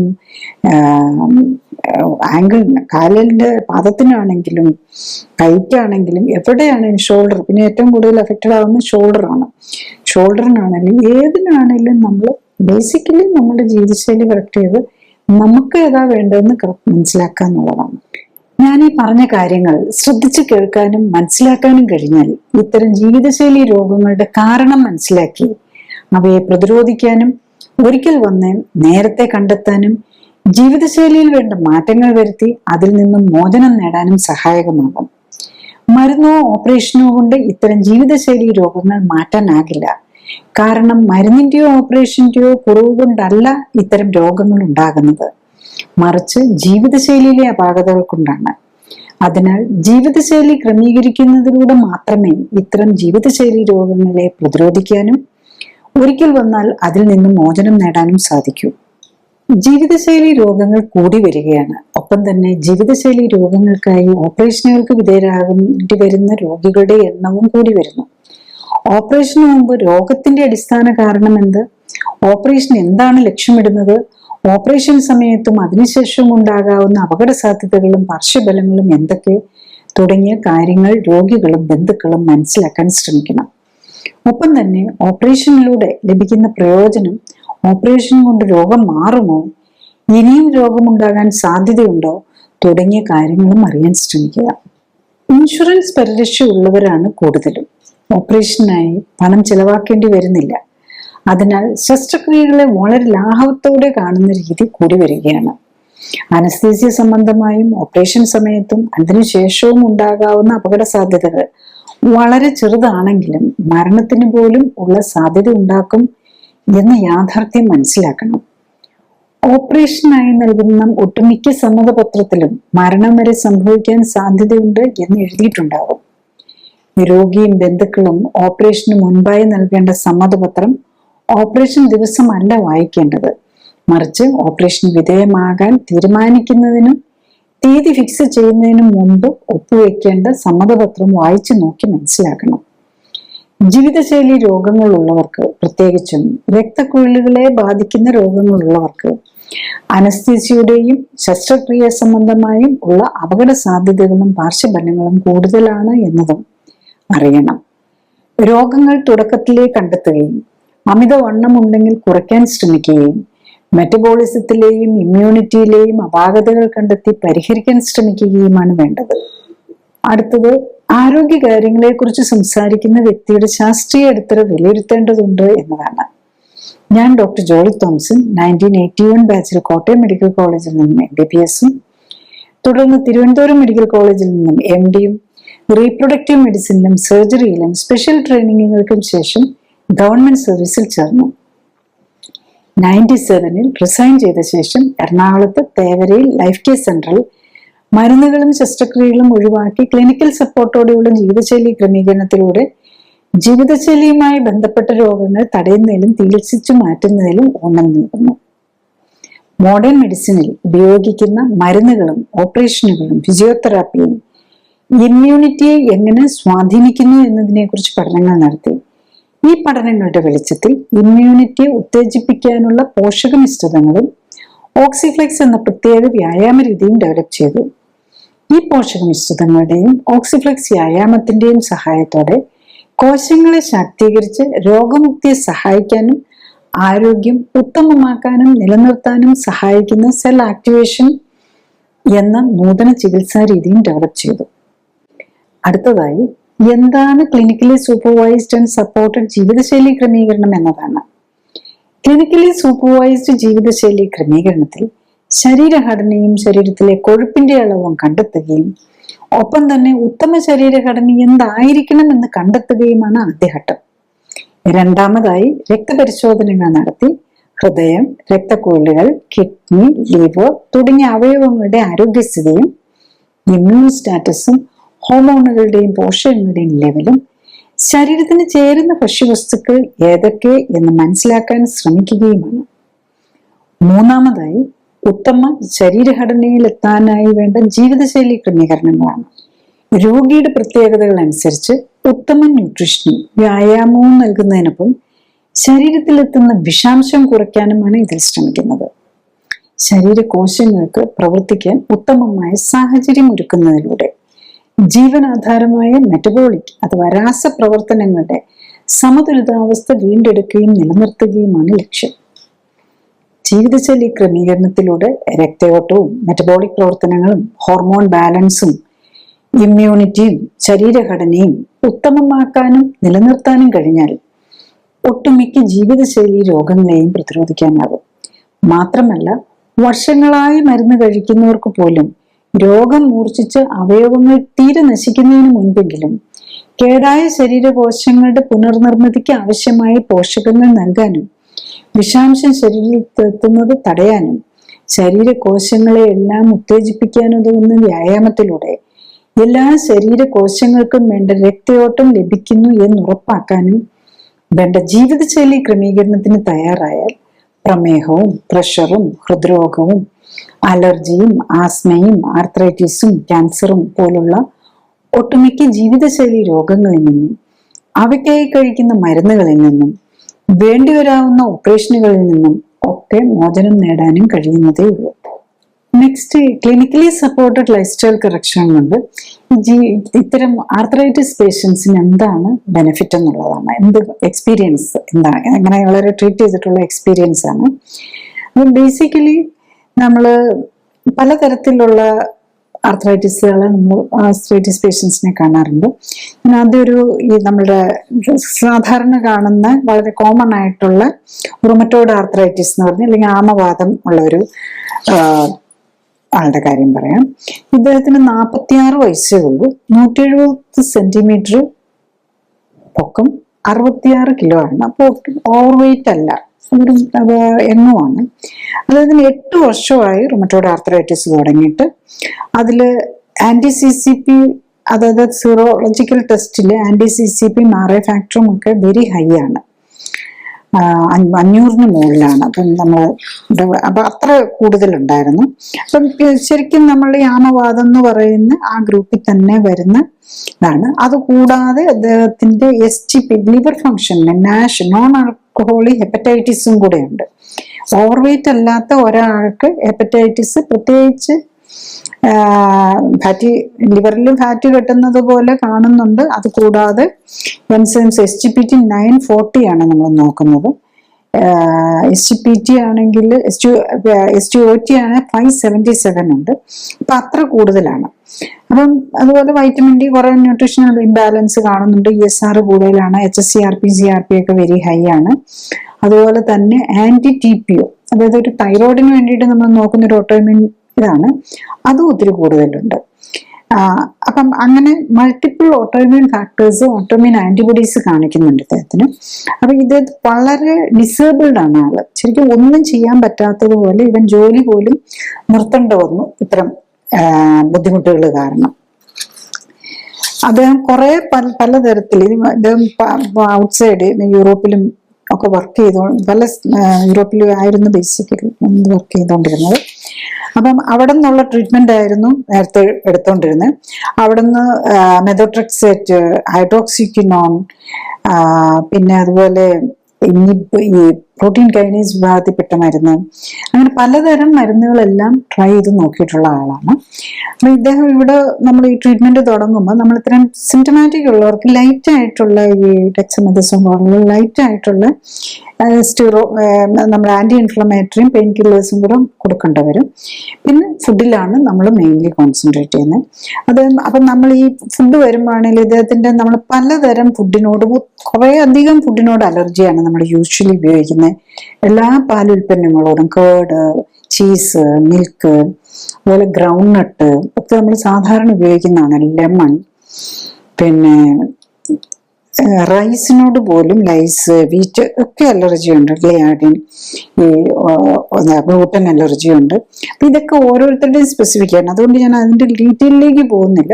മൾട്ടിപ്പിൾസ് നമ്മൾ സ്ഥിരം ഉപയോഗിക്കുന്ന സാധനങ്ങൾ അത് നമ്മുടെ ഇദ്ദേഹത്തിന്റെ ബോഡി റിയാക്ട് ചെയ്യുന്നുണ്ട്. അതാണ് നമുക്ക് മനസ്സിലാക്കാൻ പറ്റുന്നത്. അപ്പം അത് ഇപ്പൊ നമ്മൾ ഈ സ്റ്റാർട്ട് ചെയ്തിട്ട് ഇതിന് വീക്ക് തന്നെ അദ്ദേഹത്തിന്റെ അദ്ദേഹം തന്നെ മറ്റുള്ള മരുന്നുകൾ നേരത്തെ കഴിച്ചുകൊണ്ടിരുന്ന മെതോട്രെക്സേറ്റ് ഒക്കെ അദ്ദേഹം തന്നെ നിർത്തിയിരുന്നു. കാരണം അതൊന്നും കഴിച്ചിട്ടൊരു ഇഫക്റ്റും ഇല്ല എന്നുള്ളത് വെച്ചിട്ട് ആ മരുന്നുകളും കൂടെ നിർത്തിവെച്ചിട്ടാണ് ഇവിടെ വരുന്നത്.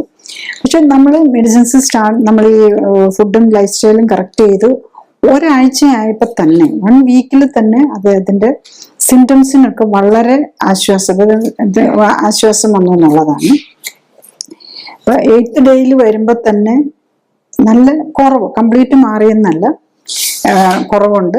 പിന്നെ 15th ഡേ വന്നപ്പോഴേക്കും എല്ലാം ചെറിയ നിലയിലേ ഉള്ളൂ ഈ സ്റ്റിഫ്നെസ്സും ജോയിൻസും. 1 മന്ത് ആയപ്പോഴേക്കും ഓൾമോസ്റ്റ് എല്ലാ കാര്യങ്ങളും കുറഞ്ഞു. ആകെ ഒരു വലത് കാലിന്റെ മുട്ടിന് മാത്രം, കാരണം എല്ലാ ജോയിന്റുകൾക്കും ഉണ്ടായിരുന്ന മാത്രം കുറച്ചൊരു സ്വെല്ലിങ് ഉണ്ടായിരുന്നു. അപ്പം അത്ര ഫാസ്റ്റായിട്ട് നമ്മൾ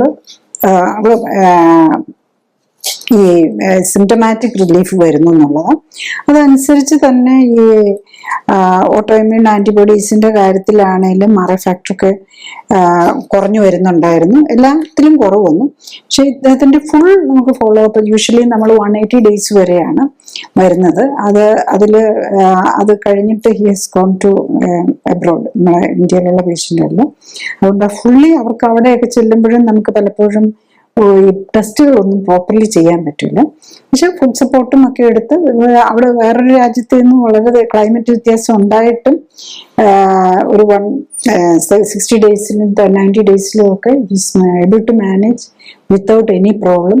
ഈവൻ ഒരു ലൈറ്റായിട്ട് നമ്മൾ കൊടുക്കുന്ന ഇമ്യൂണോസപ്രസൻസും പെയിൻ കില്ലേഴ്സിന്റെ ഒന്നും ആവശ്യമില്ലാതെ മാനേജ് ചെയ്യാൻ പറ്റുന്നു എന്നുള്ളതാണ് മനസ്സിലായത്. അടുത്ത പേഷ്യന്റ് ആക്ച്വലി ഇദ്ദേഹം സോറിയാറ്റിക് ആർത്രൈറ്റിസാണ്. അപ്പൊ കാര്യമായിട്ട് തന്നെ കയ്യിലും തലയിലും ഹോൾ ബോഡി സോറിയാസിസ് പേഷ്യൻസ് ഉണ്ട്. അതിന്റെ കൂടെ ആർത്രൈറ്റിസും, കയ്യിലൊക്കെ സ്മോൾ ജോയിൻസും ബിഗ് ജോയിൻസും ഒക്കെ അഫക്റ്റഡ് ആണ്. ഈവൻ കൈയൊക്കെ ഡിഫോമിറ്റീസും കൂടെ വന്നിട്ടുള്ള ആളാണ് ഇദ്ദേഹം. ഈ പറഞ്ഞ പലതരം മെഡിസിൻസ് ഉണ്ട്. നമ്മൾ ഇവിടെ ഉണ്ടല്ലോ മറ്റേ ആയുർവേദവും ഹോമിയോയും പലതരം മെഡിസിൻസ് ഒക്കെ നോക്കിയിട്ടും ഒന്നും പറ്റാതെ വന്ന കൂട്ടത്തിൽപ്പെട്ട ആളാണ് അദ്ദേഹം. ഒന്നും പറ്റാതെ എല്ലാം ഡിഫറെന്റ് ടൈപ്സ് ഓഫ്, പിന്നെ ഇപ്പോൾ പലതരം ആയുർവേദം ഹോമിയോ പലതരം സാധനങ്ങളൊക്കെ ഉപയോഗിക്കുന്നുണ്ട്. പക്ഷെ ഈ സോറിയാസിസും ഉണ്ട്, ആർത്രൈറ്റിസും ഇതാണ്. പലപ്പോഴും നമ്മൾ ഈ ന്യൂട്രീഷണൽ ഇതൊക്കെ നമ്മളെല്ലാം നോക്കിയിട്ടാണ് തുടങ്ങുന്നത്. അദ്ദേഹത്തിന് സോഡിയം കുറഞ്ഞു പോകുന്ന ഒരു ഇതും കാണിക്കുന്നുണ്ട്.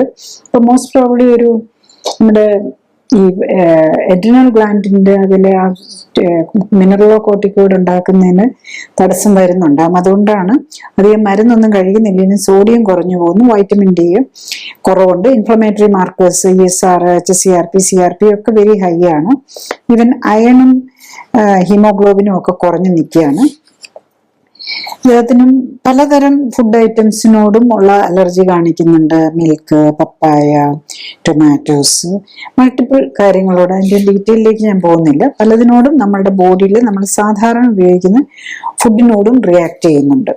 പക്ഷെ അതേസമയത്ത് ഇദ്ദേഹത്തിന് വേറെ മറ്റ് ഈ സോറിയാസിസും ആർത്രൈറ്റിസും ആണ്, അതുപോലെ ഫാറ്റി ലിവറും കാണുന്നുണ്ട്. ഇതാണ് മേജർ ആയിട്ടുള്ള പ്രോബ്ലം വരുന്നത്. ഇദ്ദേഹത്തിന്റെ കാര്യത്തിലും വിതിൻ എ വീക്ക് തന്നെ അദ്ദേഹം പറയുന്നത് ഒരു 50% റിലീഫ് വന്നു എന്നുള്ളതാണ്. ഈവൻ ജോയിന്റ് ആക്ടിവിറ്റീസ് പോലും കുറച്ചും മച്ച് ബെറ്റർ ആയെന്നുള്ളതാണ്. അതിൻ്റെ ഫിക്സിറ്റി ആണെങ്കിലും കുറഞ്ഞു വരുന്നുണ്ട്. 15th ഡേ ആയപ്പോഴേക്കും ഒരു 80% റിലീഫ് വന്നു എന്നുള്ളതാണ്.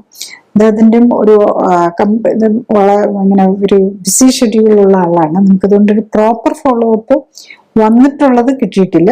പക്ഷെ എന്നാലും ഈസ് കംഫർട്ടബിളി മാനേജ് ചെയ്യുന്നു എന്നുള്ളതാണ്. ഓവർ ദ ഫോണിൽ നമ്മൾ ഇപ്പം വരാൻ പറ്റാത്ത പേഷ്യൻസിന് 30 ഡേയ്സ് കഴിഞ്ഞ് കഴിഞ്ഞാൽ യൂഷ്വലി നമ്മൾ ഓവർ ദ ഫോൺ ഒരു 15 ഡേയ്സ് കഴിഞ്ഞ് കഴിഞ്ഞാൽ ടെലിമെഡിസിൻ ആയിട്ടായിരിക്കും ഫോളോ അപ്പ് ചെയ്യുന്നത്. അപ്പം നമുക്ക് ഇവിടെ വരുന്നത് പോലെയുള്ള ഒരു എക്സാക്ട് ഫോളോ അപ്പ് കിട്ടിയില്ലെങ്കിലും is able to manage with his busy life style പറ്റുന്നുണ്ടെന്നുള്ളതാണ്. 30 ഡേയ്സ് ആയപ്പോഴേക്കും കംപ്ലീറ്റ് സ്കിന്ന് നോർമൽ ആയെന്നുള്ളത്. സോറിയാറ്റിക് പാർട്ട് കംപ്ലീറ്റ്ലി പോയി. ആർത്രൈറ്റിസിന്റെ സ്റ്റിഫ്നെസ്സും ജോയിന്റിന്റെ ഡിഫോമിറ്റീസും ഒക്കെ കുറെ കൂടെ കറക്റ്റ് ചെയ്യാനുണ്ടായിരുന്നു. പിന്നെ ഇനിയിപ്പം നമ്മൾ അറ്റ്ലീസ്റ്റ് 90 ഡേയ്സ് 180 ഡേയ്സ് ഒക്കെയാണ് നമ്മൾ ഫോളോ അപ്പ് ആയിട്ട് മന്ത്ലി ആൻഡ് പിന്നെ ആ രീതിയിലാണ് നോക്കുന്നത്. അപ്പൊ എക്സാക്ട്ലി എത്ര ഡിഫോമിറ്റിക്കൊക്കെ എന്തോരം ചേഞ്ച് വന്നിട്ടുണ്ടെന്ന് അറിയില്ല. കാരണം നമുക്ക് ആ 30 ഡേയ്സിന്റെ വരെയാണ് ഡയറക്ട്ലി കണ്ടിട്ടുള്ളത് എന്നുള്ളതാണ്. അടുത്ത ഒരു ഓസ്റ്റിയോ ആർത്രൈറ്റിസ് പേഷ്യന്റ് ആണ്. അവർക്ക് ജോയിന്റ് റീപ്ലേസ്മെന്റ് പറഞ്ഞതാണ്. അപ്പൊ അവര് ഡയബറ്റിക് ആണ്, ഹൈപ്പർ ടെൻഷൻ ഉണ്ട്, കിഡ്നിക്ക് ഡയബറ്റീസ്, ഹൈപ്പർ ടെൻഷൻ, കിഡ്നിയെ ബാധിച്ചിട്ടുണ്ട്, CKD ക്രോണിക് കിഡ്നി ഡിസീസ് ഉണ്ട്, GFR 57 ഉള്ളൂ. ഡയബറ്റീസിന് വേണ്ടിയിട്ടും പലതരം മെഡിസിനുകളുണ്ട്. ഇൻസുലിൻ ഉണ്ട്, 1-2 ഡയബറ്റിക് മെഡിസിൻ ഉണ്ട്, പ്രഷറിന് വേണ്ടിയിട്ട് കഴിക്കുന്നുണ്ട്, ഷുഗർ പിന്നെ തൈറോയിഡിന് വേണ്ടിയിട്ട് മരുന്നെടുക്കുന്നുണ്ട്. Multiple രോഗങ്ങളുള്ള patient. അപ്പോൾ അവർ നമ്മൾ ഈ ക്ലിനിക്കലി സപ്പോർട്ടഡ് ലൈഫ് സ്റ്റൈൽ കറക്ഷനിൽ ഡയബറ്റീസും പ്രഷറും കൂടെ മാറി കിട്ടുമല്ലോ. പക്ഷെ എനിക്ക് അതൊന്നും മാറിയില്ലെങ്കിലും കുഴപ്പമില്ല, എനിക്ക് മുട്ടൊന്നും നടക്കാറായാൽ മതി എന്നുള്ളതാണ്. അപ്പോൾ ഈ നീ റീപ്ലേസ്മെന്റ് പോകേണ്ട വരരുത്, വേദന ഇല്ലാതെ നടക്കുക എന്നുള്ളതാണ്. അപ്പം ഇവരുടെ ഒരു ഓവർ വെയിറ്റ് ആണ് ശരിക്കും. ഷീസ് 66 ഇയേഴ്സ്, 160 സെന്റിമീറ്റർ, 82 കിലോ ആണ് വെയിറ്റ്. വെരിക്കോസ് വെയിനും ഉണ്ട്. അപ്പൊ മൾട്ടിപ്പിൾ കാരണം വെരിക്കോസ് വെയിനും നമുക്ക് കാലിന് വേദനയും മൊത്തത്തിൽ വേദന ഉണ്ടാക്കുമല്ലോ. ഫാറ്റി ലിവർ ഗ്രേഡ് 2 ആണ്. ബ്ലഡ് റിപ്പോർട്ട് അനുസരിച്ച് ടൈപ്പ് 2 ഡയബറ്റീസ് ആണ്. ഇൻസുലിൻ ലെവൽ വെരി ഹൈ ആണ്. പിന്നെ തൈറോയിഡിന്റെ ആണെങ്കിലും ഓട്ടോഇമ്യൂൺ ആന്റിബോഡീസ് ഒക്കെ വെരി ഹൈ ആണ്. അപ്പൊ യൂഷ്വലി ഇങ്ങനെ ഈ ഓസ്റ്റിയോ ആർത്രൈറ്റിസ് ആണെങ്കിലും ഓട്ടോഇമ്യൂൺ ആർത്രൈറ്റിസ് അല്ലെങ്കിൽ അല്ല ഓസ്റ്റിയോ ആർത്രൈറ്റിസ് ആണെങ്കിൽ പോലും ഇപ്പം RA ഫാക്ടറും anti-CCP ഒക്കെ നെഗറ്റീവ് ആണെങ്കിലും ഈ AMA അല്ലെങ്കിൽ TPO എന്നൊക്കെ പറഞ്ഞ് ഓട്ടോഇമ്യൂൺ ആന്റിബോഡീസ് കൂടുതൽ കാണാറുണ്ട്. അപ്പൊ ഒരു 82 kg തുടങ്ങി അവര് ഫസ്റ്റ് റിവ്യൂവിന് വന്നപ്പോഴേക്കും 80, അതായത് 8 ദിവസം ആയപ്പോഴേക്കും 2 കിലോ കുറയ്ക്കാൻ പറ്റി. പിന്നത്തെ ആക്ച്വലി 3 months ആയപ്പോഴേക്കും അവർക്ക് 69ലേക്ക് വരാൻ പറ്റി. ഓൾമോസ്റ്റ് 11 കിലോ കുറയ്ക്കാൻ പറ്റി. ശരിക്കും 30 ദിവസം ആയപ്പോഴേക്കും തന്നെ മരുന്നൊന്നും ഇല്ലാതെ തന്നെ അവരുടെ HbA1c 6.3ലേക്ക് വന്നു. 90 days കൊണ്ട് 6.3 അല്ല, actually she has come down to 6. ശരിക്കും 7.4 വിത്ത് മരുന്ന് HbA1c വന്നിരുന്നത് 30 ദിവസം ആയപ്പോഴേക്കും 6ലേക്ക് വരാൻ തുടങ്ങി. മരുന്നൊന്നും ഇല്ലാതെ തന്നെ കൊളസ്ട്രോളും ട്രൈഗ്ലിസറൈഡും ഒക്കെ മരുന്നുകൾ കഴിച്ചുകൊണ്ടിരുന്നതാണ്. പിന്നെ ഈവൻ തൈറോയിഡിന്റെ മരുന്ന് മാത്രമാണ് ലോ ഡോസിൽ അവര് 30 days ആയപ്പോഴേക്കും ഉള്ളത്. ഈവൻ തൈറോയിഡിന്റെ മരുന്നിന്റെയും ഡോസ് കുറച്ചു കൊണ്ടുവന്ന് 90 days ആയപ്പോഴേക്കും തൈറോയിഡ് മെഡിസിൻസും 25 milligram ഓൾട്ടർനേറ്റ് ഡേയ്സ് വെച്ച് മാത്രമേ കഴിക്കേണ്ടി വരുന്നുണ്ടായിരുന്നുള്ളതാണ്.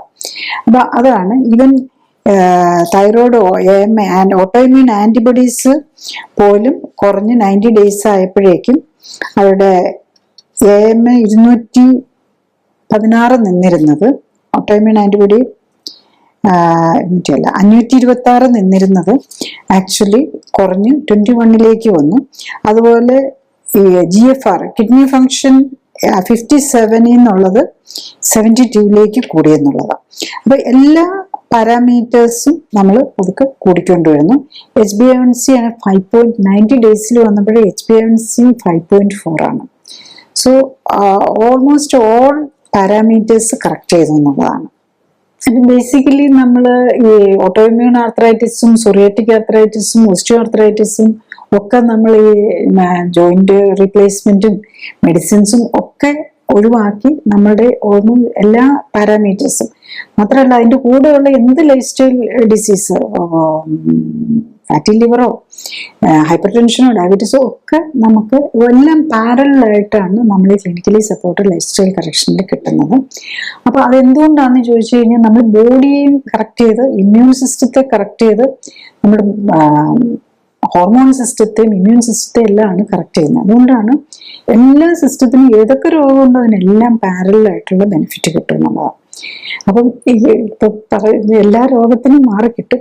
അപ്പൊ എന്നാൽ ഇതിന്റെ എന്താണ് ഇതിന്റെ ഒരു പ്രോബ്ലം? ഇപ്പൊ ഇങ്ങനെയുള്ള ഒരു treatment clinically supported life style correction എല്ലാം മാറി കിട്ടുന്നു എന്ന് പറഞ്ഞാലും എന്താണ് ഇതിന്റെ ഒരു പ്രോബ്ലം എന്ന് ചോദിച്ചു കഴിഞ്ഞാൽ, ഒന്ന് പേഷ്യന്റ് വില്ലിങ് ആയിരിക്കണം.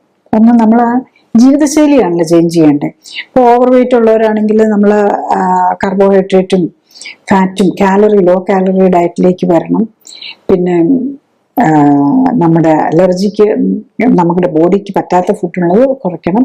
പിന്നെ നമ്മൾ എക്സസൈസ് ചെയ്യാനായിട്ടും പ്രത്യേകിച്ച് ഓവർ വെയിറ്റ് ഉള്ളവരാണെങ്കിൽ കൂടുതൽ ടൈം സ്പെൻഡ് ചെയ്യേണ്ടി വരും. ഇൻ ഇഫക്റ്റ് ഒരു 3 months നമ്മൾ ഒരു 2 hours നമ്മുടെ ഒരു 1 to 2 hours നമ്മുടെ ബോഡിക്ക് കെയർ കൊടുക്കാനായിട്ട് മാറ്റി വെക്കാൻ പറ്റണം. പിന്നെ ഫുഡും അങ്ങനത്തെ കാര്യങ്ങളിൽ നമ്മൾ ചേഞ്ച് വരുത്താനും വില്ലിങ്ങായിരിക്കണം. അപ്പൊ അത് നമ്മുടെ ബോഡി കോമ്പോസിഷൻ കറക്റ്റ് ചെയ്യുന്നോടം വരെ, ഓവർ വെയിറ്റ് ഒക്കെ ഇല്ലാത്തവർക്ക് മിക്കവാറും 3 to 6 months കൊണ്ട് കോമ്പോസിഷൻ ഒക്കെ കറക്റ്റ് ചെയ്യാം. പിന്നെ ചിലപ്പോൾ റിപ്പയർ ആക്ടിവിറ്റീസ് കുറച്ചും കൂടി നീണ്ടുപോകാനുള്ള സാധ്യതയുണ്ട്. ജനറലി 3 to 6 months ആണ് ഇതിനകത്ത് ആക്റ്റീവ് ട്രീറ്റ്മെന്റ് വേണ്ടി വരുന്നത്. പിന്നെ സപ്പോർട്ടീവ് ആയിട്ടുള്ള ഇത് മാത്രം മതിയാവും എന്നുള്ളതാണ്. പിന്നെ മറ്റുള്ളത് എന്താണെന്ന് ചോദിച്ചു കഴിഞ്ഞാൽ ഇതിൻ്റെ ഒരു ഫൈനാൻഷ്യൽ ആസ്പെക്റ്റ് ആണ് വരുന്നത്. ഇത് clinically supported life style correction ആണ്. അപ്പം ലൈഫ് സ്റ്റൈൽ കറക്ഷൻ ആണെന്ന് പറഞ്ഞാൽ നമ്മൾ ഈ ടെസ്റ്റുകൾ, പ്രത്യേകിച്ച് ഓട്ടോഇമ്യൂൺ ഡിസീസും ഒക്കെ വരുമ്പം ഇത് നമ്മുടെ രോഗത്തിന്റെ കാരണം എന്താണെന്നും മറ്റ് അതിന്റെ ലൈഫ് സ്റ്റൈൽ മോഡുലേറ്റ് ചെയ്യണമെങ്കിൽ നമ്മൾ ബോഡിയെ കുറിച്ച് ഡീറ്റെയിൽ അറിഞ്ഞാൽ മാത്രമേ പറ്റുള്ളൂ. അപ്പൊ അതിന്റെ ടെസ്റ്റുകൾ തന്നെ കുറച്ച് കോസ്റ്റ് വരുന്നുണ്ട്. പിന്നെ ഈ റിപ്പീറ്റ് ടെസ്റ്റുകൾ, അതിന്റെ ഇമ്പ്രൂവ്മെന്റ്സ് അറിയാൻ വേണ്ടിയിട്ട് വേണ്ടി വരും. പിന്നെ ഈ സ്പെഷ്യൽ ഫുഡും ഇതാണ് വരുന്നത്. അപ്പൊ അതിന് വേണ്ടിയിട്ടുള്ള കോസ്റ്റ് വരുന്നുണ്ട്. ഈ കോസ്റ്റ് ഇത് വരുമ്പോൾ നമ്മളിപ്പോ നീ റീപ്ലേസ്മെന്റ് വെച്ച് നോക്കുമ്പോൾ അതിന്റെ ഒരു 1/3 പോലും വരുന്നില്ല. അതൊരു ആസ്പെക്ട്. പക്ഷെ ബോൾ എന്താണെന്ന് വെച്ചാൽ ഇതിനൊന്നും ഇൻഷുറൻസ് കിട്ടുകയില്ല. അപ്പൊ 4-5 ലക്ഷം നീ റീപ്ലേസ്മെന്റിന് നമ്മൾ ഇൻഷുറൻസ് കിട്ടുമായിരിക്കും. പക്ഷെ ഇതിൽ വരുന്ന 1/3 ഉള്ളെങ്കിൽ പോലും അത് ഇൻഷുറൻസ് കിട്ടാതെ വരുമ്പോൾ ഉള്ള ആൾക്കാർക്കുള്ള ബുദ്ധിമുട്ടാണ്.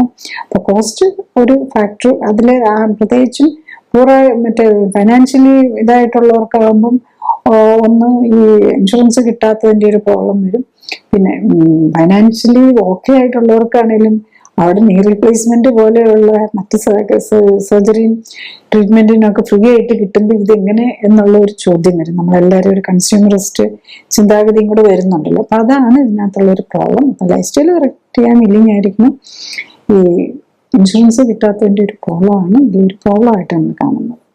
ക്ലിനിക്കലി സപ്പോർട്ടഡ് ജീവിതശൈലി ക്രമീകരണത്തിൽ രോഗലക്ഷണങ്ങളെ അല്ല ഫോക്കസ് ചെയ്യുന്നത്, അതിന്റെ അടിസ്ഥാന കാരണമായ ശരീരഘടനയിലെയും ഹോർമോൺ ബാലൻസിലെയും ഇമ്മ്യൂണിറ്റിയിലെയും വ്യതിയാനങ്ങളെയും അവയ്ക്ക് കാരണമായ ജീവിതശൈലിയിലെ അപാകതകൾ പരിഹരിക്കാനുമാണ്. അതുകൊണ്ടാണ് ഏത് പ്രായത്തിലുള്ള ആൾക്കും ഒരേ സമയം വ്യത്യസ്ത രോഗങ്ങൾക്കും രോഗലക്ഷണങ്ങൾക്കും അസ്വസ്ഥതകൾക്കും ആശ്വാസം ലഭിക്കുന്നത്. രോഗമുക്തിക്ക് ആധാരം ഇമ്മ്യൂൺ സിസ്റ്റമാണ്. ഇമ്മ്യൂൺ സിസ്റ്റത്തിന് ഉത്തമമായി പ്രവർത്തിക്കാനുള്ള അവസരമൊരുക്കുകയും അതിലൂടെ ശരീരത്തിന്റെ സെൽഫ് ഹീലിംഗ് പവറിനെ ഉത്തേജിപ്പിക്കുകയുമാണ് വേണ്ടത്. സ്വയം ജീവിതശൈലി ക്രമീകരിച്ച് ആരോഗ്യം ഉത്തമമാക്കി നിലനിർത്താനാണ് എല്ലാവരും ശ്രമിക്കേണ്ടത്.